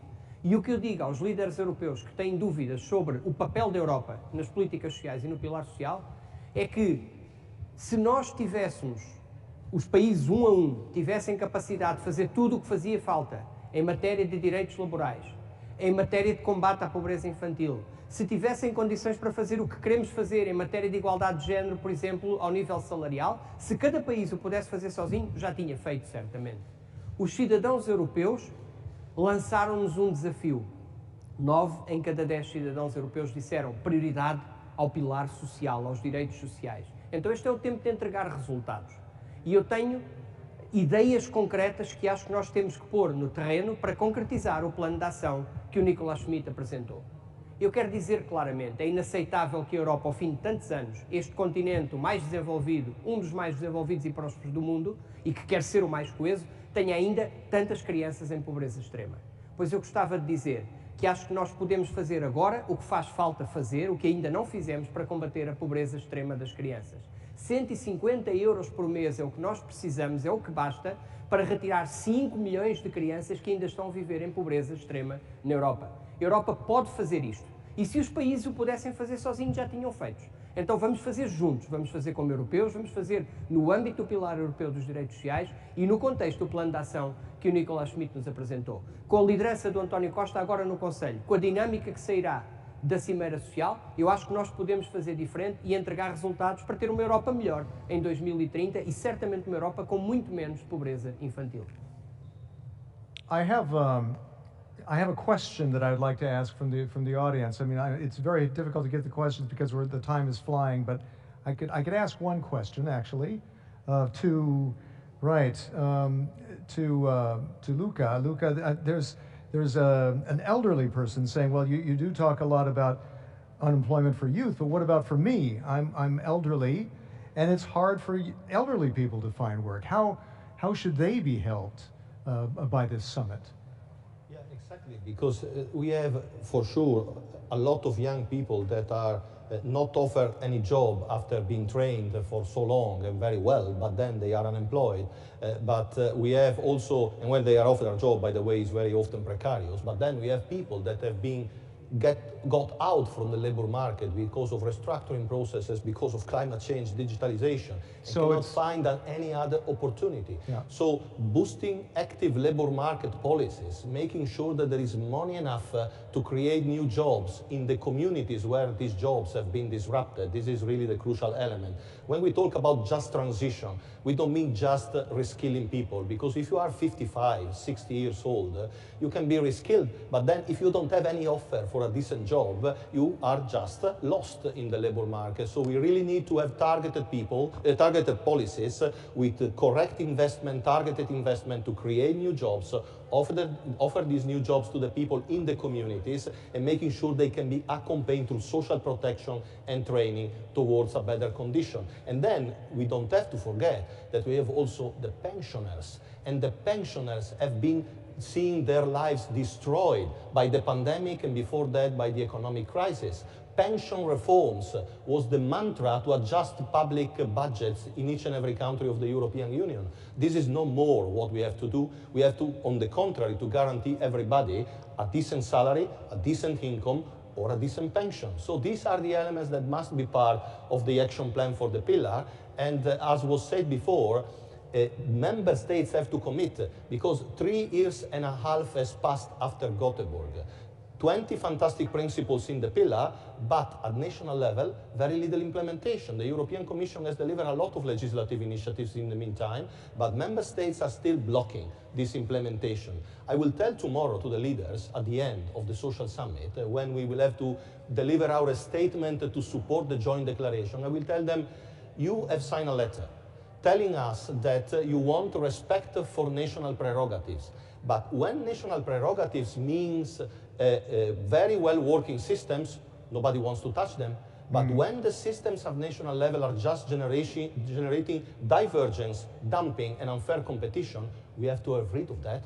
We have to stop all this. This is not a single market. This is not a social market economy that we want to build. So there must be responsibility and solidarity. Otherwise, we don't go anywhere for anybody in Europe. Thank you, Luca. Let me shift over to Teresa. I have a question, Teresa, from the audience. Are you ready? The question from Tony on Facebook says, The theme here is for a fair recovery. How can this happen when capitalism continues to fail the weak, the poor, the homeless, the unemployed, with rents being increased and incomes falling? I might just mention too, though, that you have a transition policy in Spain to ensure fair and inclusive ecological transition. So maybe it is possible if we evolve policy, right? I think I share much of what it has been stated by Luca, but not all. I think that we also need to work on the ground. I think that we need a regulation and a political commitment towards this fairness and the correction of this imbalance in many circumstances in this quick transition that takes place right now, and in order to prevent further damage in the time to come if we do not pay attention today. But at the same time, people is not waiting for a proposal to say no, but needs to be involved in the concrete responsibilities and the integration of the opportunities. So what we have done, and I have to say that it has been quite intense, is that when we had to face the fact that 85% of our coal installed power capacity was going to be phased out in less than 3 years, and this is, I can assure you, quite a complicated issue in terms of social impact, not in terms of economic or environmental impact, but yes, in terms of social impact. We need to be sure that we have the mechanism, regulatory mechanism, and finance, public finance mechanism, including social policies that can cover people and villages, that can also be available to invest in new options in the same neighborhoods, in the same cities, in the same regions where this industrial life collapses. And in order to build the responses, we need to take into consideration what people want for their own future. So it is quite intense in terms of facilitating this discussion. We come along with you. The mechanisms are already there, but it is important that we can facilitate a broader debate on how you see the opportunities that you have in front of you because of the endogenous resources. You can count on that. And there's something that Luca has also said that I think it is important. It is not just a question of re-skilling. Re-skilling can be important for many of these workers if we have the opportunities of new employment being created in the surroundings.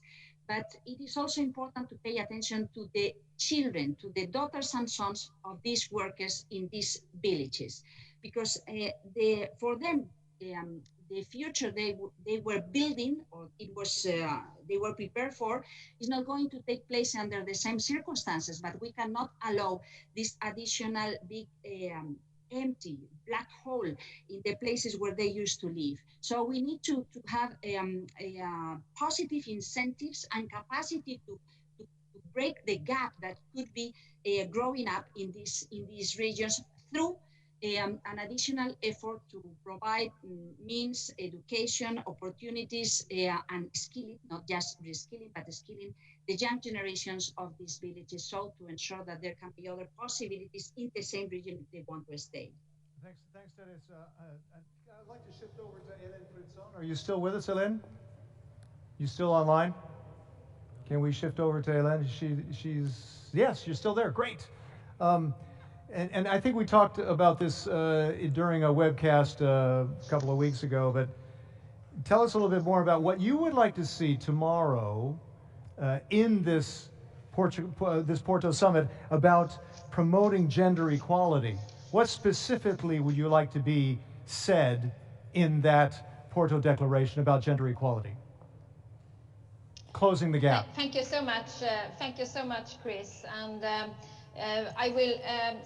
All the speakers have spoken about existing inequalities, and they have increased, both between generations, between workers, between member states, regions, but as well as between men and women. And I really look forward, because we must push for gender equality in almost all areas of life, in all our world. Achievements linked to gender equality are being rolled back, and this is unacceptable. And you know, before the crisis, 1/3 of all European women do not have their own job, and the situation is harder during the crisis because women are hit harder, and we know that women are also at the front line, so they are more affected also in their work. So I really hope that the negotiations tomorrow, they will be clear and they will send a clear message. They will have clear targets and concrete actions so we can step up our efforts to fight discrimination, violence, and that we can close the gender gaps in employment, but also in pay and pensions.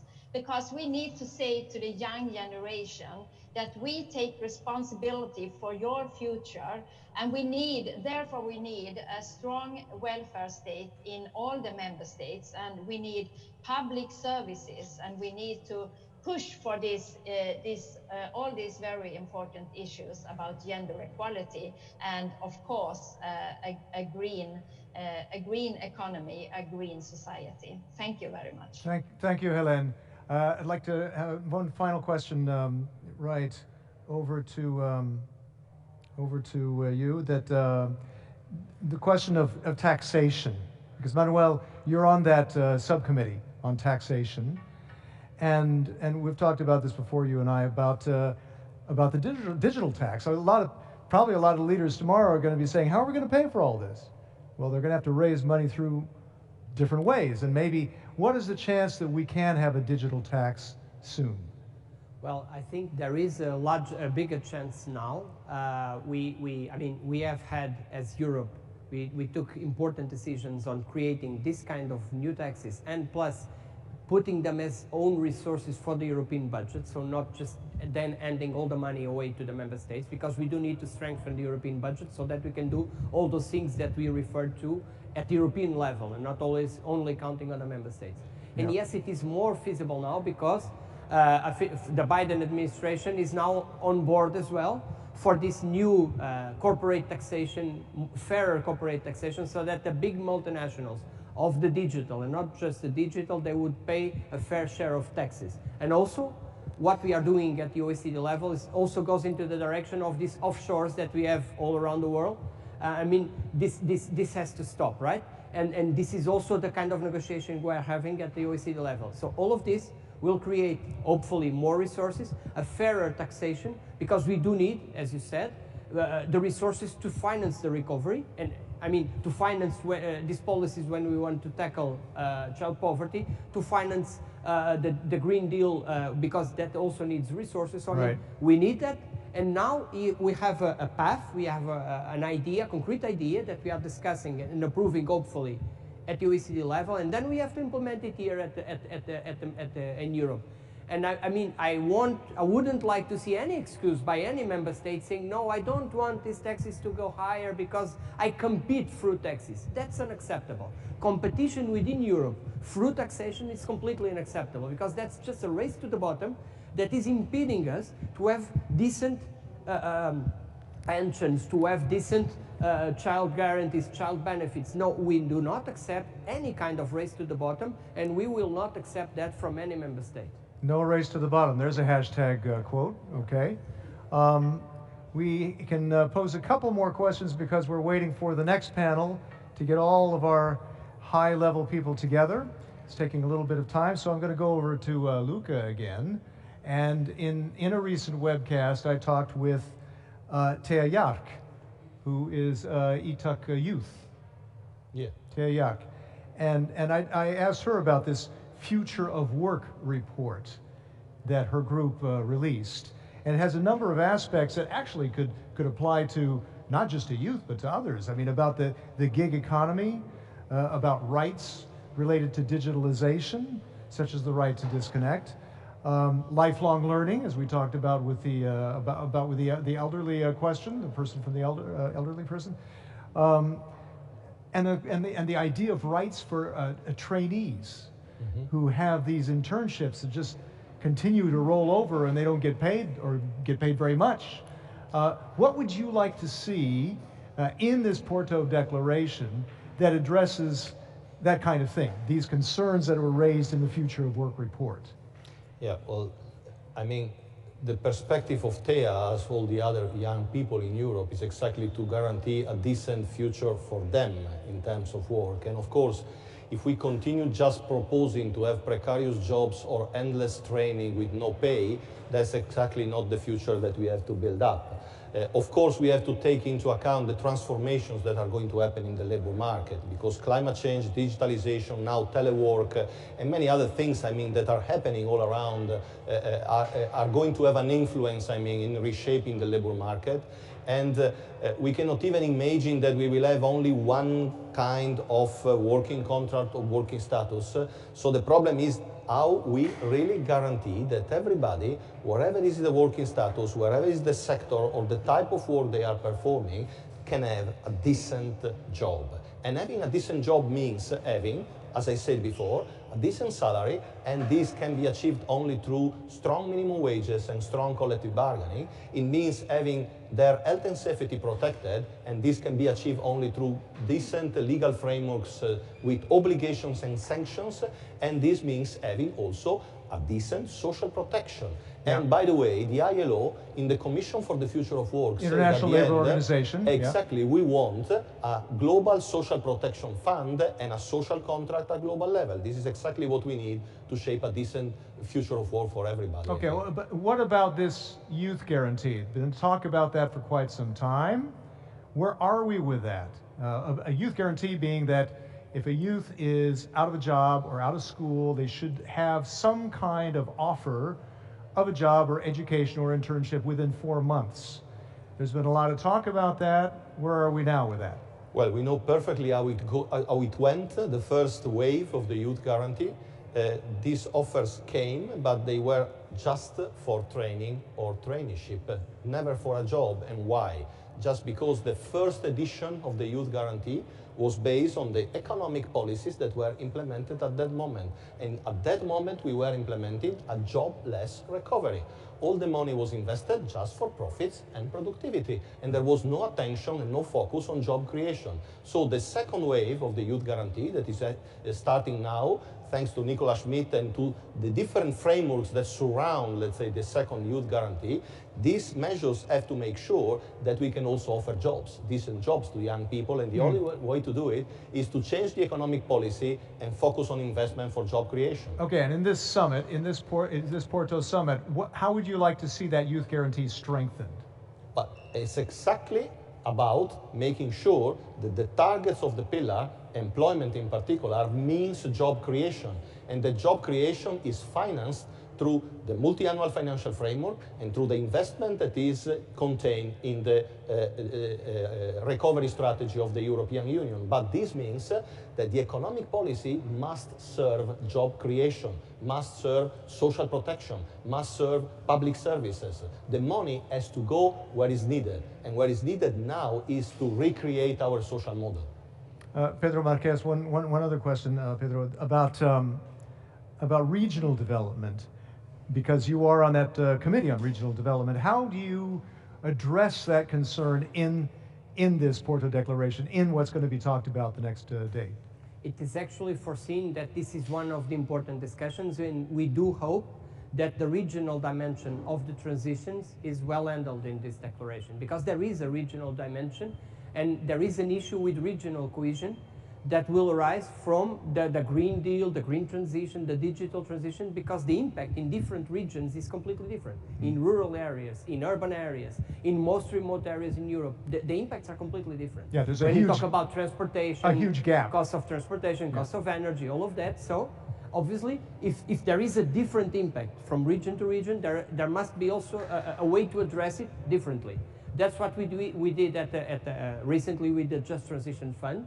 And I think that's exactly what we need to do more from now on, because the resources for the Just Transition Fund are really limited. We need more. And we need the same paradigm, this idea of a fair transition being supported also by European funding. Now that we have more policies on energy, on transport, that will impact people's lives differently, we need regional policy to step up. That's what also I expect from the declaration of the summit tomorrow. Okay, and a lot of people are saying this is a crucial moment in the middle of the COVID crisis. We need a social aspect for this recovery to happen in a fair way, to rebuild fairly, to make this digital transition fair, to make the green transition fair. How much do you think this Porto Declaration can address that? I mean, it really should, because for a while now we didn't have this opportunity. The momentum is created because Antonio Costa brought this back from Gothenburg. Nicolas Schmit presented at the correct timing the action plan. So I mean, the conditions are there now. We need the prime ministers, we need the governments to commit to this European approach, to this going back to welfare state, to this going back to social policy as a priority. I mean, let me give you an example of what we need now, and not for the future, for now. We are discussing now with the Commission, every member state is discussing the national recovery plans. We have targets for green policies at the national recovery plans. We have targets for digital policies at the national recovery plans. This is the moment now to put also ambitious targets to the social dimension at the national recovery plans, because we won't get a second opportunity. That's where the money is now, and that's where we need the money to come to handle the social consequences of the transitions, and by the way, the social consequences of this crisis. That's why this is the moment. This is really the moment to get it. And in the S&D declaration, there's wording in there, I don't have it right in front of me, but something about how if we want a sustainable Europe, we must strengthen the social aspect. If we fail at this, could that put the EU in question in the long run? Certainly the ambition for, I mean, we as a group, but the Europe as a whole, we went all in on the Green Deal. We put all there. It's our new growth strategy, which is correct. But as we have seen in France, if you put those policies about the green transition forward, but you don't handle at the same time the social consequences, you won't get the transition. You just get the gilets jaunes. You know? Yeah. I mean, Franz Timmermans has said correctly that either the transition is fair or there won't be any transition at all. And I concur with him. We need to put the social dimension from the beginning of the transitions. And there was a question, by the way, from one of the people that you put to Luca about the elderly workers. Yeah. That's another great example on the digitalization, on the digital transition. It's happening now. Yeah. And yes, the elderly workers are more at risk on that transition. We need to address that now. They need to be reskilled, and we need to create jobs at the local communities even, for those people to have a real opportunity. So that's why this is the moment. We created the moment. Antonio Costa brought us all to Porto. Now we have to deliver. It would be a huge frustration for Europe if we couldn't get it. So I'm really confident that tomorrow the Prime Ministers understand, and obviously the day after, that this is the moment to deliver. Hashtag now we have to deliver. Yeah. I'd throw that in somewhere. Pedro, thank you very much. Thank you also to Teresa, to Luca as well. Thank you very much for this panel. And let's wrap this up and go to the final panel as well. Good luck tomorrow in your talks as well. Thank you. And again, observing the COVID regulations, we're going to prepare the podiums for this final closing session called Sustainable Wellbeing Starts Now. Starts now. It kind of reminds me of that old Smith song, How Soon Is Now? How soon is now? And when the leaders talk tomorrow, maybe they should be asked, how soon is now? We're going to have, please, if you could join us, we're a very strong, a very powerful picture tonight to close with. Hello. Hello, welcome. Hello. I'm sorry I can't shake hands, but to have the mayor of Paris, to have 2 prime ministers is quite a powerful picture. Quite a powerful picture to send with a message to the 27 leaders tomorrow that these people mean it. They mean it. That something has to be done tomorrow during this summit. And I'd like to first, introduce everybody. Stefan Löfven, the Prime Minister of Sweden, welcome. You're also leader of the Swedish Social Democratic Party, welcome.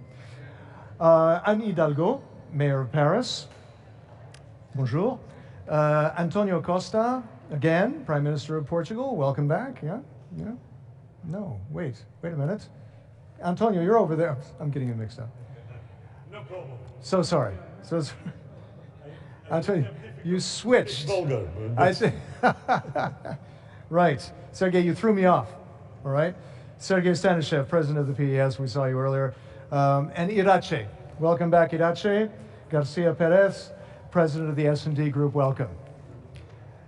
So this is the final call to action by some of the top figures in Europe on what should be done about this social aspect of the way the EU operates, about the European Union operates.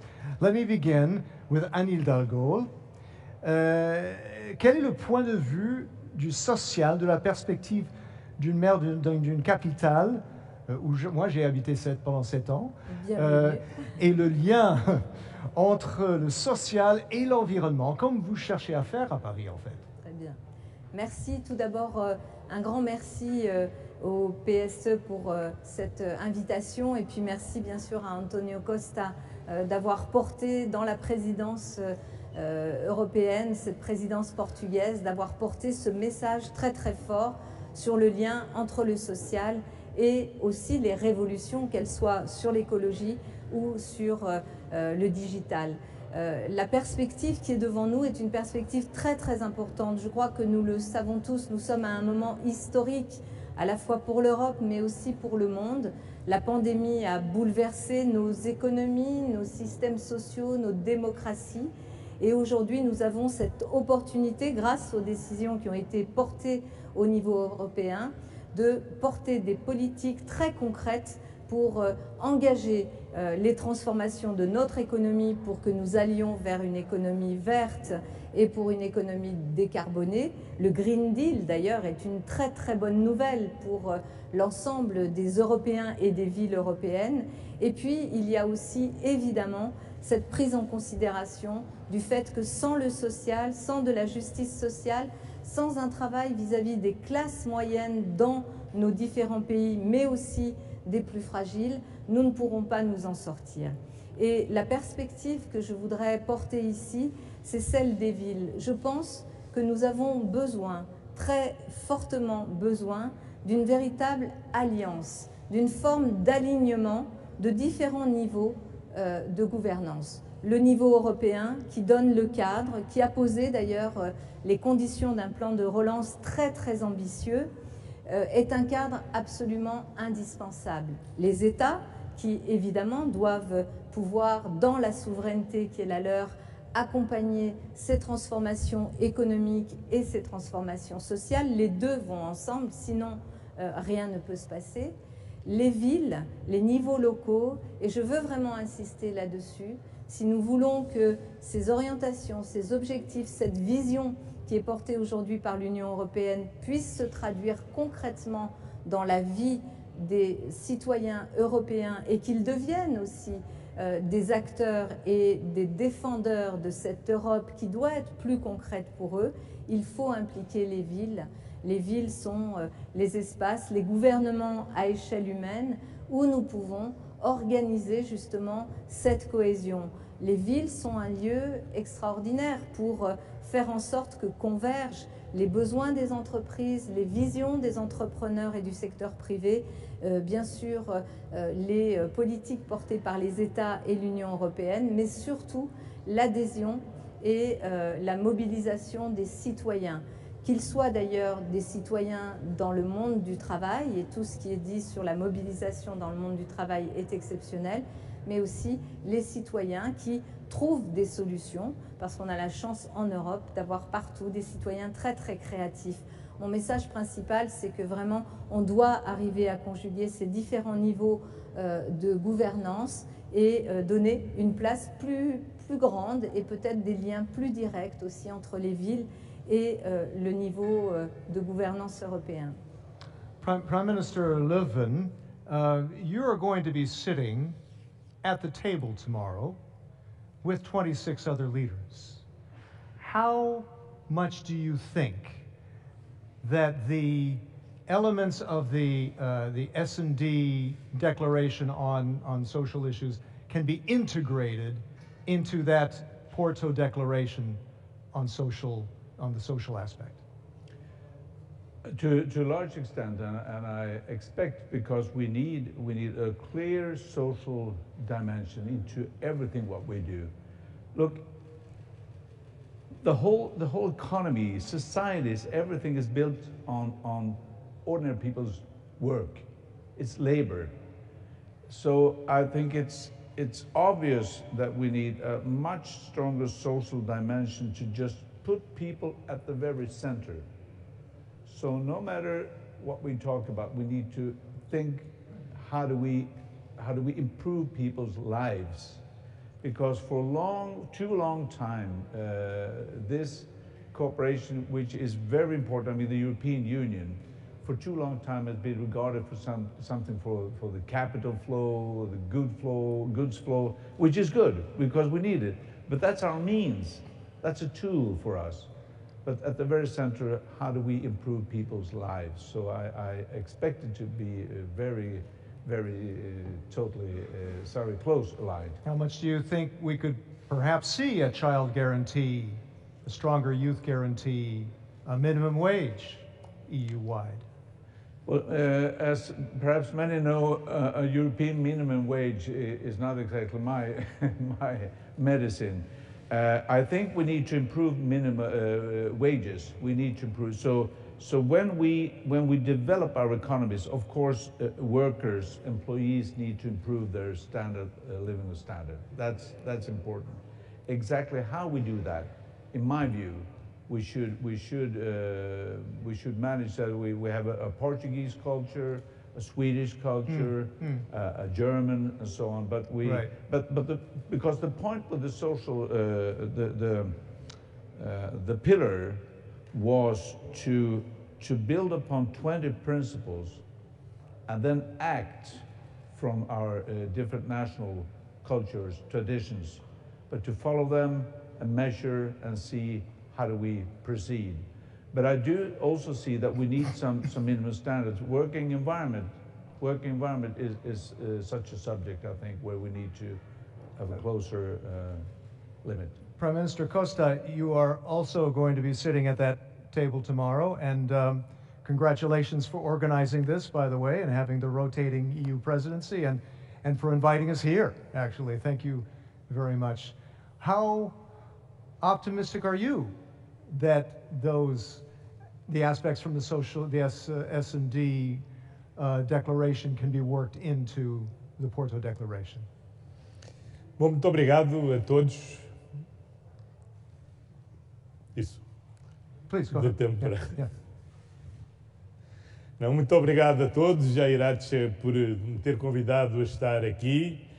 Queria aproveitar por começar por dar um agradecimento a todo o grupo SND pelo apoio que tem dado à presidência portuguesa e aos vários resultados concretos que já conseguimos na nossa presidência com o Parlamento Europeu.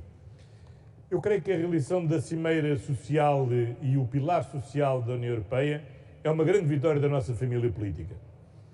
Em 2017, Stefan organizou em Gothenburg uma cimeira, onde foi possível proclamar os 20 princípios do pilar social.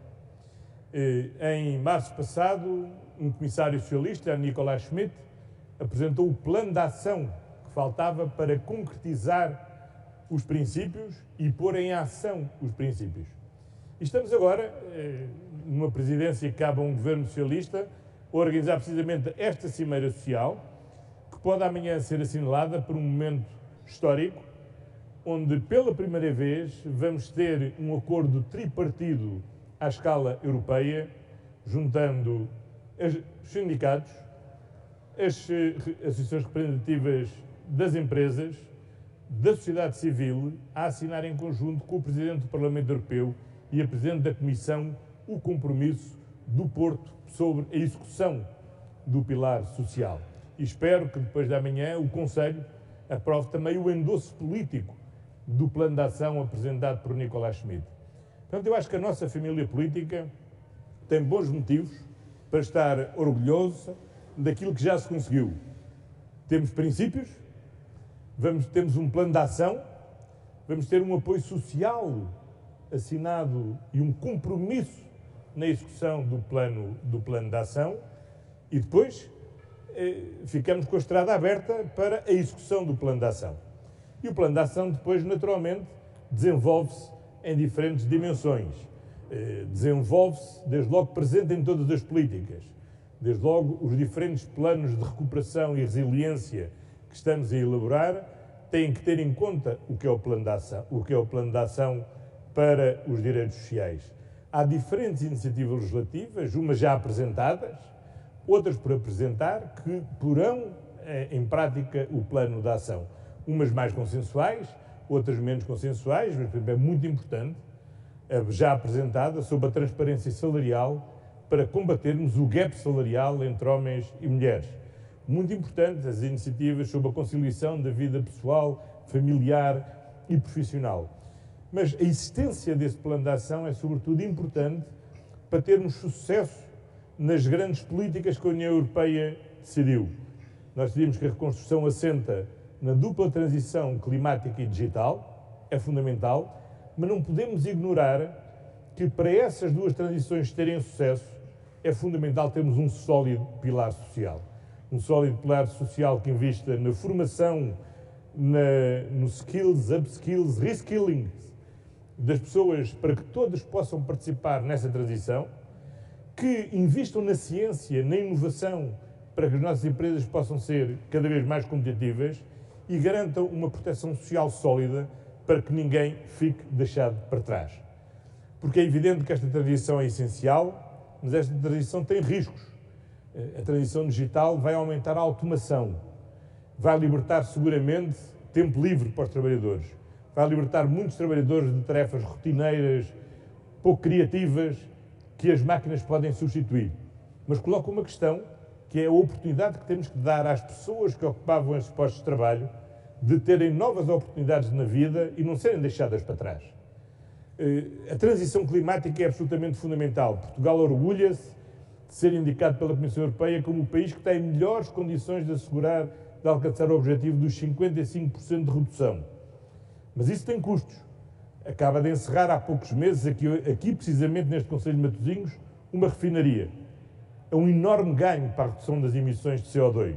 Mas é um enorme problema a necessidade de termos que responder às necessidades de garantir emprego a todos aqueles que aqui trabalhavam e que têm que ter a oportunidade de transitarem para novos empregos. E, portanto, este pilar social na área da formação, do emprego, do combate à pobreza, é absolutamente fundamental. E, com toda a franqueza, se há obra que podemos reclamar como uma obra da família socialista, é esta, e queria começar por dar os parabéns ao Stefan, que em 2017 conseguiu reunir grande parte dos líderes europeus em Gothenburg para fazermos a proclamação dos 20 princípios deste pilar social. Estamos a dar agora mais um passo em frente e muitos passos em frente das sociedades, designadamente na próxima presidência sueca, que será, creio que em 2022 ou 2023.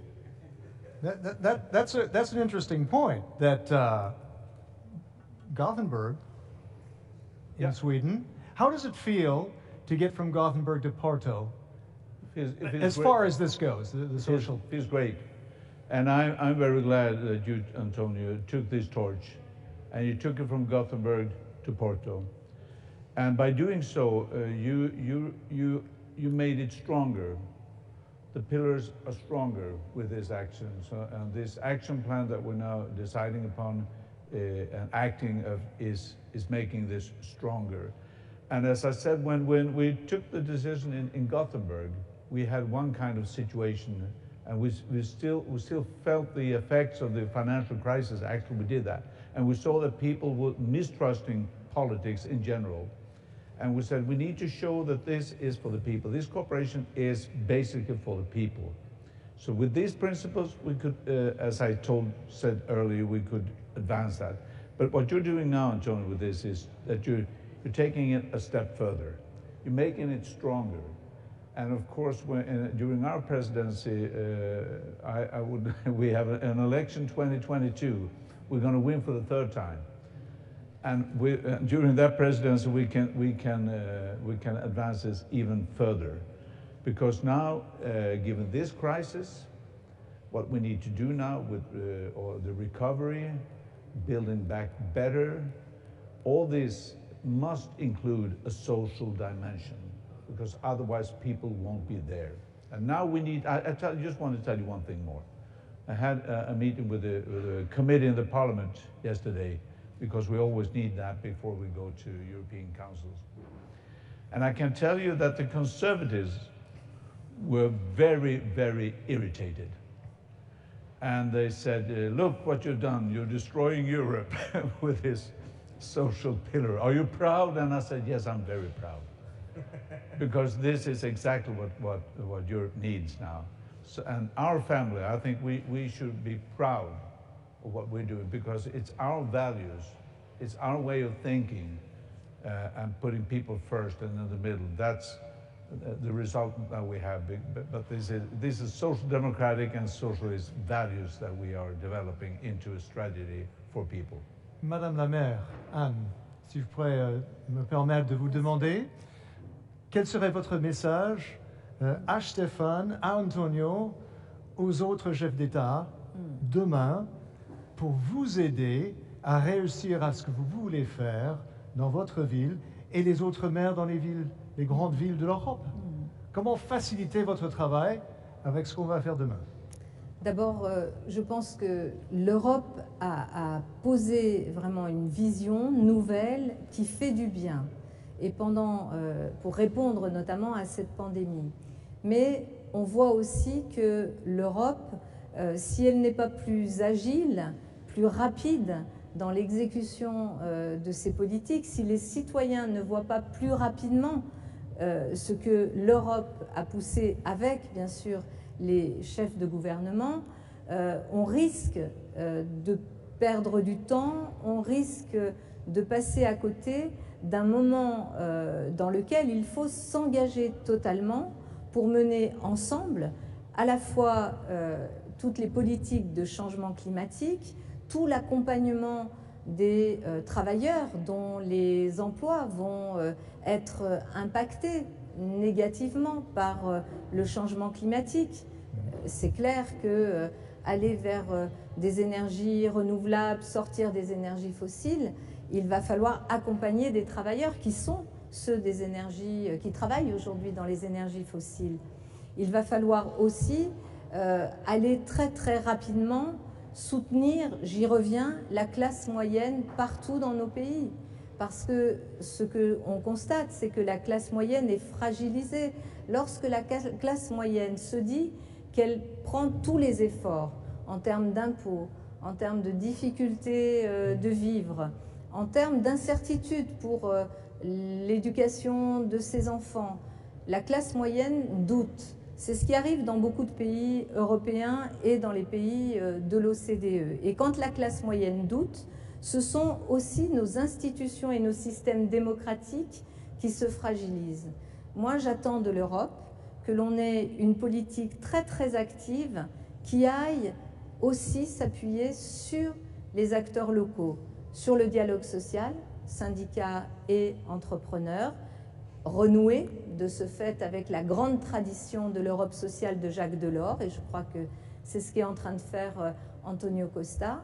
Mais il faut aussi aller au niveau des villes, qu'il puisse y avoir un lien direct sur un certain nombre de programmes, le Green Deal par exemple, entre le niveau européen, la Commission et les villes, qui sont des acteurs plus agile, plus rapide, plus flexible que les États et que même le niveau européen, il faut le prendre comme une donnée très pragmatique et s'appuyer là-dessus. Moi, ce que j'appelle dans ce mouvement de l'Europe, j'appelle un Big Bang territorial, que l'Europe considère qu'elle est là aussi pour accompagner ces formes de coopération entre le niveau européen, le niveau national, le niveau local et bien sûr le monde économique et les syndicats. Je pense qu'il faut vraiment faire ce Big Bang de la proximité que l'Europe doit faire aussi, parce que ça sera une condition de plus grande rapidité, plus grande efficacité dans les politiques très très audacieuses qui sont aujourd'hui posées au niveau européen. Un Big Bang de la proximité, I like that as a hashtag. EU Social Summit 21 and the hashtag social rights. I think we need to wrap this up, Iratxe. I think this was quite a productive discussion from the grassroots, from the people on the front line and policymakers, sending a strong message to the leaders tomorrow. Of course. Muy rápidamente me vais a permitir que antes de finalizar el evento haga un agradecimiento a todas las personas que habéis hecho posible que hoy hayamos tenido este encuentro, a los staff del PES y del grupo S&D, por supuesto a todos los ponentes que habéis participado, al PES que como organización política que aglutina a la socialdemocracia está poniendo un empeño muy importante en esta materia, y por supuesto a nuestro querido primer ministro Antonio, que sin él no hubiera sido posible el estar hoy aquí. Anne, Stefan, está claramente el estar hoy aquí los socialdemócratas no es una casualidad. Que hoy estemos aquí la socialdemocracia debatiendo antes que el evento formal del Consejo con la ciudadanía, con los sindicatos, con la sociedad civil, es el claro mensaje de compromiso de la socialdemocracia europea, de seguir construyendo con la ciudadanía la Europa que queremos, más y mejor Europa, pero una Europa que responda a lo que la ciudadanía está esperando de nosotros y de nosotras, porque estamos aquí para mejorar la vida de las personas.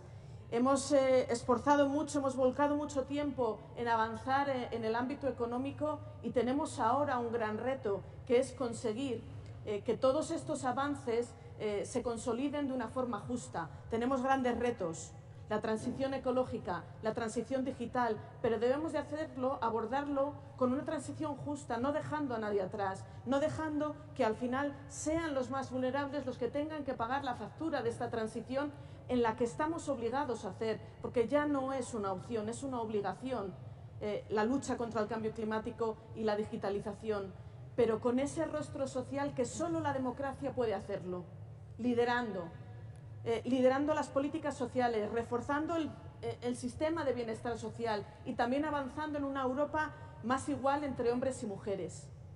Por eso será la socialdemocracia, o nadie lo hará, quienes defendamos esa Europa verde, esa Europa justa y esa Europa feminista. Tenemos una gran tarea, hoy ponemos un paso más adelante sobre el camino al que construir, y quiero invitaros a todas y a todos a que sigáis contribuyendo con vuestras ideas, con vuestros debates, con vuestras propuestas, porque este es un camino que vamos a construir de forma conjunta, la socialdemocracia con la ciudadanía, porque están esperando de nosotros lo que es nuestra responsabilidad. Muchas gracias. Iratxe, muchas gracias.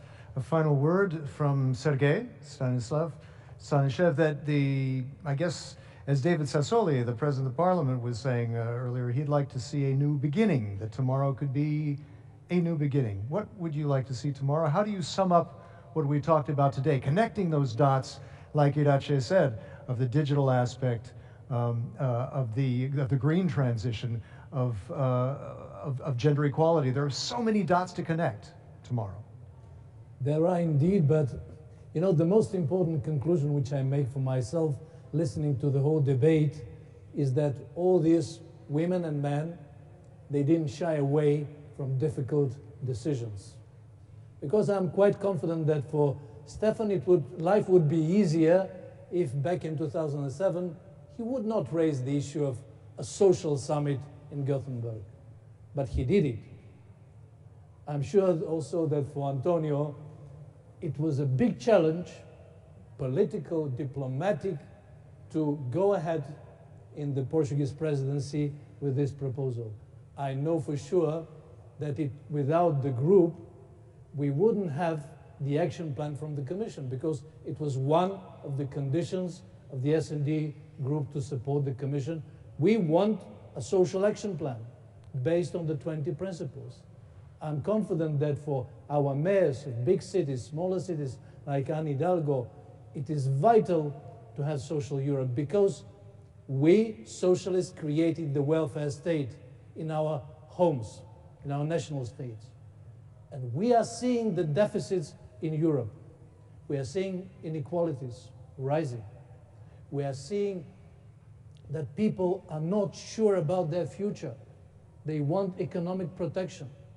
And what we are trying to do, and we are doing together with all the efforts, with all the stakeholders in the family, is step by step, methodically coming back to social Europe. So for tomorrow, I'm very optimistic, but we have to be cautious, because you know, when you climb a mountain, the last dozens of meters are the most dangerous. So we don't have to sleep. We have to reach the peak and put and open a new chapter after Gothenburg, the chapter of Porto, and then move ahead, forward and forward, achieving more social Europe and bringing back hope to the citizens. That's about it. Sergei, thank you very much. Thank you also to Anne and Stefan, Antonio, Iratxe, thank you. And thank you to all of those who participated tonight, and all of you who also listened in and sent in your questions. It's been a very inspiring evening, and I think that will, hopefully, that energy will transfer tomorrow at the beginning of the Porto Summit on the social pillar. Thank you very much for watching, and we'll see you next time. Muchas gracias.